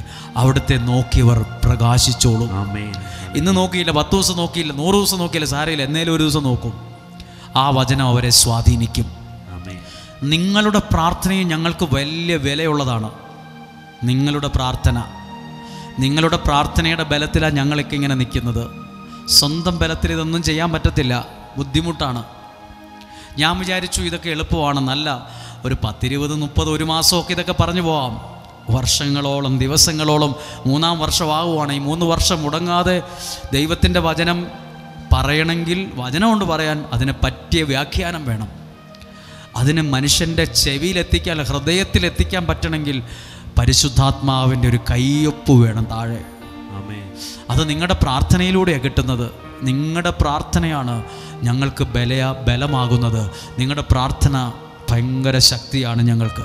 നിങ്ങൾ നൽകുന്ന സ്നേഹം, നിങ്ങൾ നൽകുന്ന പ്രോത്സാഹനം, എവിടെ ചെന്നാലും 10 പേരെങ്കിലും കാണും ഈ വചനം കാണുന്നത്. ഏത് നാട്ടിൽ ചെന്നാലും ദൈവത്തിൻ്റെ വചനം കേൾക്കുന്ന 10 പേരേലും കാണും. 10 പേരേലും കാണും. ഇവിടെ നിന്ന് പോയൊരു വാഹനം ചാലക്കുടി ഭാഗത്ത് വെച്ച് കേടായിപ്പോയി പാതിരാത്രിക്ക് 1 മണി 2 മണി സമയത്ത്. അപ്പോൾ ആളുകളെല്ലാം വണ്ടി AC അല്ലാത്ത വാഹനമാണ്, വണ്ടി കേടായി സൈഡിൽ കിടക്കുകയാണ് ഹൈവേയിൽ. അപ്പോൾ ആൾക്കാരെല്ലാം ഈ ഇവിടുന്ന് പോയ എല്ലാവരും വാഹനത്തിൽ ബാഗൊക്കെ ആയിട്ടും ഈ പാതിരാത്രിക്ക് ചാലക്കുടിയിൽ, അങ്കമാലി ചാലക്കുടി റോഡിൻ്റെ ഹൈവേയിൽ ഇറങ്ങി നിൽക്കുകയാണ്. അപ്പോൾ പോലീസ് വണ്ടി വന്നു. അപ്പം പോലീസുകാരിറങ്ങി, നിങ്ങൾ എവിടെ പോയതാണ് ഈ പാതിരാത്രിക്ക് ഇവിടെ നിൽക്കാൻ കാരണം എന്താ? അപ്പോൾ അവരിങ്ങനെ പറഞ്ഞു വന്നതിൻ്റെ ഒരാൾ പറഞ്ഞു, ഞങ്ങൾ ഒരു പ്രാർത്ഥനയ്ക്ക് വയനാട്ടിൽ പോയതാണ്. വയനാട്ടിൽ എവിടെ പോയതാണ്? ഈ സ്ഥലം പറഞ്ഞു. അപ്പോൾ ഈ SI ഒരു ക്രിസ്ത്യാനിയാണ്. അദ്ദേഹം നമ്പർ മേടിച്ച്, ചോദിച്ച ആളുടെ നമ്പർ മേടിച്ച്, പുള്ളി എല്ലാ ദിവസവും വചനം കേൾക്കുന്ന ആളാണ്. എല്ലാ ദിവസവും വചനം, എല്ലാവർക്കും ചായ ഓർഡർ ചെയ്യട്ടെ, ചായ കുടിക്കാനുള്ള സംവിധാനം ആക്കി തരാം. പുള്ളി എല്ലാ കാര്യവും അവിടെ ക്രമീകരിക്കാൻ തുടങ്ങി. അദ്ദേഹം പറയും, ഒരു പോലീസുകാരനാണ്, ഒരു SI ആണ്, രാത്രി നൈറ്റ് ഡ്യൂട്ടിയുള്ളൊരു സാറ് പറയുക, ഞാനിത് കേൾക്കുന്നതാണ്. എവിടെയായാലും ഉന്നത സ്ഥാനങ്ങളിലിരിക്കുന്നവർ ഇന്ന് ദൈവത്തിൻ്റെ വചനം കേൾക്കുന്നവരുണ്ട്. ഈ നമ്മൾ ഈ സ്ഥലം ഇരിക്കുന്ന മേപ്പാടി പോലീസ് സ്റ്റേഷൻ്റെ പരിധിയിലിരിക്കുന്ന ഒരു സ്ഥലമാണ്. അവിടുത്തെ SI വചനം കേൾക്കുന്ന ആളാണ്. അവിടുത്തെ SI ഒരു കൊല്ലംകാരനാണ്. ഇതിലെ പോകുമ്പോൾ യൂണിഫോം ഇട്ട് ഇവിടെ വരും, പ്രാർത്ഥിക്കാൻ വരും, ഇവിടെ വരും. ഒരു പ്രാവശ്യം ഇവിടെ പോലീസുകാർ വന്നപ്പോൾ ശുശ്രൂഷകരെല്ലാം ഓടി അവർ, അച്ചോ യൂണിഫോം ഇട്ട കുറേ പോലീസ്, എന്തോ പ്രശ്നമുണ്ട്, ഓടി താഴെ അടുക്കളയിലെത്തിയിരിക്കുവാണ്. ഞാനും പേടിച്ചു പോയി, എന്താണെന്നറിയില്ല, എന്ത് കാര്യം. വന്നപ്പോൾ ഉണ്ട്, അദ്ദേഹം പ്രാർത്ഥിക്കാൻ വന്നിരിക്കുന്നതാണ്. ഞാൻ കൊല്ലത്തുള്ള ആളാണ്, ഞാൻ ഇവിടുത്തെ SI ആണ്, എൻ്റെ ഭാര്യയും മക്കളും ഒക്കെ ഇവിടെ വരാറുണ്ട്, എൻ്റെ കുടുംബക്കാരൊരച്ഛൻ ഞങ്ങളുടെ പള്ളിയിൽ വന്നൊരു ധ്യാനം നടത്തണം, പ്രാർത്ഥിക്കാൻ വരുന്നയാളാണ്. ദൈവത്തിൻ്റെ അദ്ദേഹം കഴിഞ്ഞ പ്രാവശ്യം താഴെ ഡോമട്രി കിടന്നത് കോട്ടയം ജില്ലയിലുള്ള ഒരു പോലീസ് സ്റ്റേഷൻ SI ആണ്. അദ്ദേഹം ഇവിടെ ഇരുന്നപ്പോൾ കാണാൻ പറ്റിയില്ല. അദ്ദേഹം ഒരു കടലാസിൽ എഴുതി തന്നിരിക്കുവാണ്, എൻ്റെ പേര് ഇന്നതാണ്, ഞാനൊരു ഒരു SI ആണ്, എനിക്ക് അച്ഛനെ കാണാനൊരു അവസരം തരണം എന്നെഴുതി ഒരു പേപ്പറിൽ ഇവിടെ ഒരാളുടെ അടുത്ത് കൊടുത്തു. അപ്പോൾ ഞാൻ ചോദിച്ചു, സാർ എവിടെയാണ് കിടന്നത്? ഞാൻ താഴെ ഡോമട്രി. അയ്യോ, ഡോമട്രിയിലാണോ സാറ് കിടന്നത്? ഞങ്ങൾ റൂം എടുത്തു. അതൊന്നും സാരമില്ല, ഞാൻ ഒരാളെയും കൂടെ കൂട്ടിക്കൊണ്ട് വന്നിട്ടുണ്ട്, എനിക്ക് വേണ്ടി പ്രാർത്ഥിച്ചില്ലെങ്കിൽ ഇദ്ദേഹത്തിന് വേണ്ടി പ്രാർത്ഥിക്കണം. ഞാൻ എന്താണ്? അദ്ദേഹം പറയും, ഒരു SI ആയ കോട്ടയം ജില്ലയിലെ ഒരു SI പറയുവാണ്, ഞാൻ എല്ലാ ദിവസവും 65 പേർക്ക് വചനം രാവിലെ, അതാ എൻ്റെ ആദ്യത്തെ ജോലി അതാണ്. 5:30 എഴുന്നേറ്റാൽ ആദ്യം തന്നെ വചനം എടുക്കുന്നു. അത് കാണുന്നതിന് മുമ്പ് എൻ്റെ ഗ്രൂപ്പിലുള്ള പ്രിയപ്പെട്ടവർക്കെല്ലാം ഞാൻ അയച്ചു കൊടുക്കും. ഇതാ കൊടുക്കുന്നു. ഇന്ന് പിച്ചള സർപ്പത്തെ ഉയർത്തുന്ന ഒരുപാട് ശുശ്രൂഷകരെ ദൈവം ഉയർത്തിയിട്ടുണ്ട്. പിച്ചള സർപ്പത്തെ ഉയർത്താൻ അവർ നോക്കുവോ, എൻ്റെ ഡ്യൂട്ടി അത് അവർ കാണുമോ ഇല്ലയോ എന്നുള്ളതല്ല. ദൈവം എന്നോട് പറഞ്ഞത് ആ പിച്ചള സർപ്പത്തെ ഉയർത്താനാണ്. അത് ചെയ്തേക്കണം. അത് ചിലപ്പോൾ ഒരു അപ്പനായി നിന്നുകൊണ്ട്, അമ്മയായി നിന്നുകൊണ്ട്, യുവാവായി നിന്നുകൊണ്ട്, സഹോദരിയായി നിന്നുകൊണ്ടൊക്കെ ചെയ്യേണ്ടി വരും. അത് ചെയ്തു കൊള്ളുക. ആരൊക്കെയോ നമ്മളിലൂടെ രക്ഷപ്പെട്ടു വരും. ഞാൻ ഒരു വചനം പെട്ടെന്ന് നിർത്തുവാണ്. മറിയത്തിന് ദൈവത്തിൻ്റെ ദൂതന്മാരുടെ ഒരു ഇടപെടലുണ്ടായി. എന്താ മറിയത്തോട് പറഞ്ഞ? സ്ത്രീകളിൽ നീ ഭാഗ്യവതി, നിൻ്റെ ഉദരത്തിൽ ഒരു കുഞ്ഞു ജനിക്കും, അവൻ ലോകരക്ഷകൻ. എന്നെല്ലാം മെസ്സേജ് കിട്ടിയപ്പോൾ മറിയം പേടിച്ചു, ടെൻഷനായി. ഇതെങ്ങനെ സംഭവിക്കുന്നൊക്കെ ചോദിച്ചു. അവസാനം വിശുദ്ധ ലൂക്കായുടെ സുവിശേഷത്തിൽ പറയുന്നുണ്ട്, മറിയം പറഞ്ഞ വാക്കാണ് 38-ാമത്തെ വാക്യം. 1-ാം അധ്യായം 38-ാമത്തെ വാക്യം വായിച്ച് നിർത്തുവാണ്. വിശുദ്ധ ലൂക്കായുടെ സുവിശേഷം 1-ാം അധ്യായം 38-ാമത്തെ. മറിയം പറഞ്ഞു, ഇതാ കർത്താവിന്റെ ദാസി, നിന്റെ ആ വാക്ക് എന്നിൽ നിറവേറട്ടെ. ഒറ്റ വാക്കേ പറഞ്ഞുള്ളൂ. ഏതാ പറഞ്ഞു? നിന്റെ വാക്ക് എന്നിൽ. ഞാൻ നോക്കിയിട്ട് മറിയത്തിൻ്റെ തലയിൽ ആരും കൈവച്ച് പ്രാർത്ഥിച്ചില്ല, ആരും വയറെ കൈവച്ച് പ്രാർത്ഥിച്ചില്ല, ഒന്നും കാണുന്നില്ല. ആരും തോളിൽ കൈവച്ച് പ്രാർത്ഥിച്ചില്ല, തലയിൽ കൈവച്ച് പ്രാർത്ഥിച്ചില്ല. മറിയമേ, നിന്റെ ഉദരത്തിലൊരു കുഞ്ഞു ജനിക്കും, വയറെ തൊട്ട് ഞാൻ പ്രാർത്ഥിക്കട്ടെ, ഒന്നും പറഞ്ഞില്ല. ഇവിടെ അത്ഭുതം നടക്കാൻ ഒറ്റ കാരണമുള്ളൂ. മറിയം പറഞ്ഞ വാക്ക്, നിന്റെ ആ വാക്ക് അതുപോലെ സംഭവിക്കട്ടെ. ആമേൻ. ആ വാക്കിലാണ് അത്ഭുതങ്ങൾ സൃഷ്ടിക്കപ്പെട്ടത്. ഇന്നും അങ്ങനെയാണ്. നിങ്ങളുടെ തലയിലാരും കൈവച്ച് പ്രാർത്ഥിച്ചില്ല, എൻ്റെ വയറയിലാരും കൈവച്ച് പ്രാർത്ഥിച്ചില്ല, പുറത്താരും കൈവച്ച് പ്രാർത്ഥിച്ചില്ല, പാസ്പോർട്ടെ കൈവച്ച് പ്രാർത്ഥിച്ചില്ല. നിനക്ക് ദൈവത്തിൻ്റെ വചനം വിശ്വസിച്ച് ഏറ്റെടുക്കാൻ പറ്റുമോ? അപ്പോൾ മുതൽ അത്ഭുതങ്ങൾ സൃഷ്ടിക്കപ്പെടാൻ തുടങ്ങും. കണ്ണുകൾ അടച്ച് ദൈവത്തിൻ്റെ വാക്ക് വിശ്വസിക്കാനുള്ള കൃപയ്ക്ക് വേണ്ടി പ്രാർത്ഥിച്ചേ. നിങ്ങളും ഈ ആലയത്തിൻ്റെ ശുശ്രൂഷകരാണ്. ചിലർ തിരുവനന്തപുരത്ത് നിന്ന് വന്നു, ചിലർ ബാംഗ്ലൂരിൽ നിന്ന് വന്നു, ചിലർ കൊല്ലത്തു നിന്ന് വന്നു, ചിലർ ഇവിടെ അടുത്തു നിന്ന് വന്നു, ചിലർ കണ്ണൂരിൽ നിന്ന്, കോഴിക്കോട്, തൃശ്ശൂരിൽ നിന്ന് വന്നു, ചിലർ അങ്ങ് കാനഡയിൽ നിന്ന് വന്നു. നിങ്ങൾ ദൈവത്തിൻ്റെ ശുശ്രൂഷകരാണ്. പ്രിയരെ, ഞാനെല്ലാം തികഞ്ഞ ആളൊന്നുമല്ല. ഞാൻ മരത്തിൻ്റെ ചോട്ടിലും കന്നാൽക്കൂട്ടിലും വിറക് വരയിലും ആൾത്താമസമില്ലാത്ത വീടിൻ്റെ അടുക്കളയിലും അവരുടെ ഉപയോഗമില്ലാത്ത ബാത്റൂമിനകത്തൊക്കെ രാത്രി കാലങ്ങളിൽ ജീവിച്ച ആളാണ്. നിങ്ങളൊരു സങ്കടം പറയുമ്പോൾ കുറച്ചൊക്കെ എനിക്ക് മനസ്സിലാവും. നല്ല ഭക്ഷണം കഴിഞ്ഞ് പട്ടുമെത്തയിൽ കിടന്ന് ഉരുണ്ട് വളർന്ന ആളൊന്നും അല്ല. ഞാനും ഒരു പൊട്ടിപ്പൊളിഞ്ഞു പോയൊരു മനുഷ്യനാണ്. ഞാനും തകർന്ന തരിപ്പണമായ അവസ്ഥയിൽ നിന്ന് കയറി വന്നതാണ്. ഈ വചനമാണ് നിങ്ങളുടെ മുമ്പിൽ എന്നെ നിർത്തിയത്. ഈ വചനമാണ് എന്നെ ഇവിടെ എത്തിച്ചത്. ഈ പിച്ചള സർപ്പത്തെ നീ ഉയർത്ത്. അതാ എൻ്റെ ഡ്യൂട്ടി, അതാ നമ്മുടെ കർമ്മം. അത്രേ ഉള്ളൂ. അതെ, നോക്കുവോ നോക്കാതിരിക്കുവോ അതോ എന്തുവാട്ടെ, ആ പിച്ചള സർപ്പത്തെ ഉയർത്താൻ പറ്റുമോ എന്നുള്ളതാ ചോദ്യം. ആ പത്രോസ്ലീഹയുടെ ആ വിശ്വാസം നമുക്കുണ്ടാകട്ടെ. യേശു പറഞ്ഞു, നീ ആ ചൂണ്ടയെടുത്തോണ്ട് വന്നേ, ആ കടലിൽ പോയി ചൂണ്ടയിട്ടേ, ഒരു മീൻ കിട്ടും. ആ മീനിൻ്റെ വയറ്റിലല്ല, കുടലിലല്ല, വായിൽ ഒരു നാണയം ഇരിപ്പുണ്ടെന്ന്. അനുഗ്രഹമാ. ദൈവം ഒരുക്കി വച്ചത് നമ്മൾ കണ്ടിട്ടില്ലേലും അത് അധികം വൈകാതെ നമ്മളത് കണ്ണുകൊണ്ട് കാണും. പ്രിയരെ, ജീവിതത്തിൽ രക്ഷപ്പെടാൻ പറ്റും കേട്ടോ. തകർന്ന് തരിപ്പണമായി എനിക്ക് ഇത്രയും ശ്രേഷ്ഠരായ നിങ്ങളുടെ മുമ്പിൽ നിൽക്കാൻ പറ്റുമെങ്കിൽ നിങ്ങൾക്ക് രക്ഷപ്പെടാൻ പറ്റും. കാരണം ഞാൻ ചുമ്മാ ഒരു പടുവാക്ക് പറഞ്ഞതല്ല. ഒരു നല്ല വീട്ടിൽ പോലും ജനിച്ച ആളൊന്നുമല്ല. പാരമ്പര്യമില്ല. വലിയ എടുത്തു പറയത്തക്ക ഒരു യോഗ്യതയും എൻ്റെ വീടിനില്ല, എൻ്റെ വീട്ടുകാർക്കും ഇല്ല. പക്ഷെ അയോഗ്യതയിൽ പോലും യോഗ്യനാക്കുന്നൊരു ദൈവം ഉണ്ടെന്ന് എൻ്റെ ജീവിതത്തിൽ എനിക്ക് മനസ്സിലായി. എൻ്റെ അയോഗ്യതയെ യോഗ്യതയാക്കി മാറ്റുന്ന ദൈവം. ദൈവത്തിൻ്റെ വലിയ കാരുണ്യത്തിലേക്ക് ജീവിതത്തെ കൊടുത്ത് ഒരു നിമിഷം കണ്ണുകൾ ഇരിക്കുന്ന സ്ഥലത്ത് തന്നെ ഒന്ന് ഇരുന്നടച്ച് ഒന്ന് പ്രാർത്ഥിച്ച് ഒരു നിമിഷം ഒന്ന് പാടിയ കർത്താവേ, അങ്ങയുടെ സാന്നിധ്യം എനിക്കുണ്ടാകണമേ. പിച്ചള സർപ്പത്തെ ഉയർത്തിയപ്പോൾ ദൈവ സാന്നിധ്യത്തിൻ്റെ അടയാളം വെളിപ്പെട്ടതുപോലെ എന്നെ അനുഗ്രഹിച്ചതിന് ചില അടയാളങ്ങൾ നൽകണമേ. എന്നെ രക്ഷിച്ചതിൻ്റെ അടയാളങ്ങൾ ഇവിടെ വെച്ച് നൽകണമേ. ഒരമ്മ എന്ന നിലയിൽ പിച്ചള സർപ്പത്തെ, ദൈവത്തിൻ്റെ വചനത്തെ ഉയർത്തണം കേട്ടോ. ഒരപ്പൻ എന്ന നിലയിൽ എനിക്കിതൊന്നും അറിയാൻ പാടില്ല, അല്ല, നിന്നെക്കൊണ്ട് പറ്റുന്നത് ചെയ്തേ. നിനക്ക് പറ്റുന്നത് ചെയ്യ്. ദൈവരാജ്യത്തിന് വേണ്ടി ഈ ആയുസ്സിൽ ചെയ്യാൻ പറ്റുന്നത് ചെയ്യ്. ഒരു പിച്ചള സർപ്പത്തെ ഉണ്ടാക്കി ഉയർത്തുന്ന അത്രയും പാടൊന്നുമില്ല. ഈ കേൾക്കുന്ന വചനം വേറൊരാൾക്ക് കൊടുക്കാൻ, ആ വചനത്തെ ഉയർത്താൻ കേട്ടോ. അനേകർ നിന്നിലൂടെ രക്ഷ അനുഭവിക്കും കേട്ടോ. അനേകർ നിന്നിലൂടെ ചില ദൈവാനുഗ്രഹങ്ങൾ അനുഭവിക്കാൻ തുടങ്ങുന്നുണ്ട്. ഒരു നിമിഷം നിങ്ങൾ ഈ ആലയത്തിന് വേണ്ടി പ്രാർത്ഥിച്ച്, ഈ ആലയം എന്തിനെന്നറിയാമോ? ഇത് പൈസ ഉണ്ടാക്കാനുള്ള ഒരു കെട്ടിടമല്ല. ഇത് കുറേ സ്തോത്രക്കാഴ്ച വിരിച്ചെടുക്കാനുള്ള ഒരു മാർഗമല്ല. ഇത് കുറേ ദശാംശത്തെക്കുറിച്ച് പറഞ്ഞെടുത്തിട്ട് കുറേ ബക്കറ്റിൽ ഒരുപാട് പണം മേടിച്ചെടുക്കാനുള്ള ഒരു ബക്കറ്റ് പിരിവ് നടത്തുന്ന സ്ഥലവുമല്ല. ഇത് ദൈവത്തിൻ്റെ വചനത്തെ ഭക്ഷണം പോലെ വിളമ്പുന്ന സ്ഥലമാണ്. ഇത് ദൈവത്തിൻ്റെ സൗഖ്യത്തെ വിളമ്പുന്ന ഒരു ദൈവ കൂടാരമാണ്. ഇത് ദൈവ കൂടാരമാ. ഇത് നിങ്ങളുടെ സങ്കടങ്ങളുടെ കൂടെ നിൽക്കുന്നവരാ ഞങ്ങൾ. നിങ്ങളുടെ സങ്കടങ്ങൾക്കൊപ്പം നിൽക്കുന്നവരാ ഞങ്ങൾ. ഏറ്റവും വിലയുള്ള സ്ഥലം, എനിക്ക് വേണ്ടി ആത്മാർത്ഥതയോടെ പ്രാർത്ഥിക്കുന്ന ഒരു സ്ഥലം ഈ ലോകത്ത് എവിടെയെങ്കിലും ഉണ്ടെങ്കിൽ അതാ ഏറ്റവും വിലയുള്ള സ്ഥലം.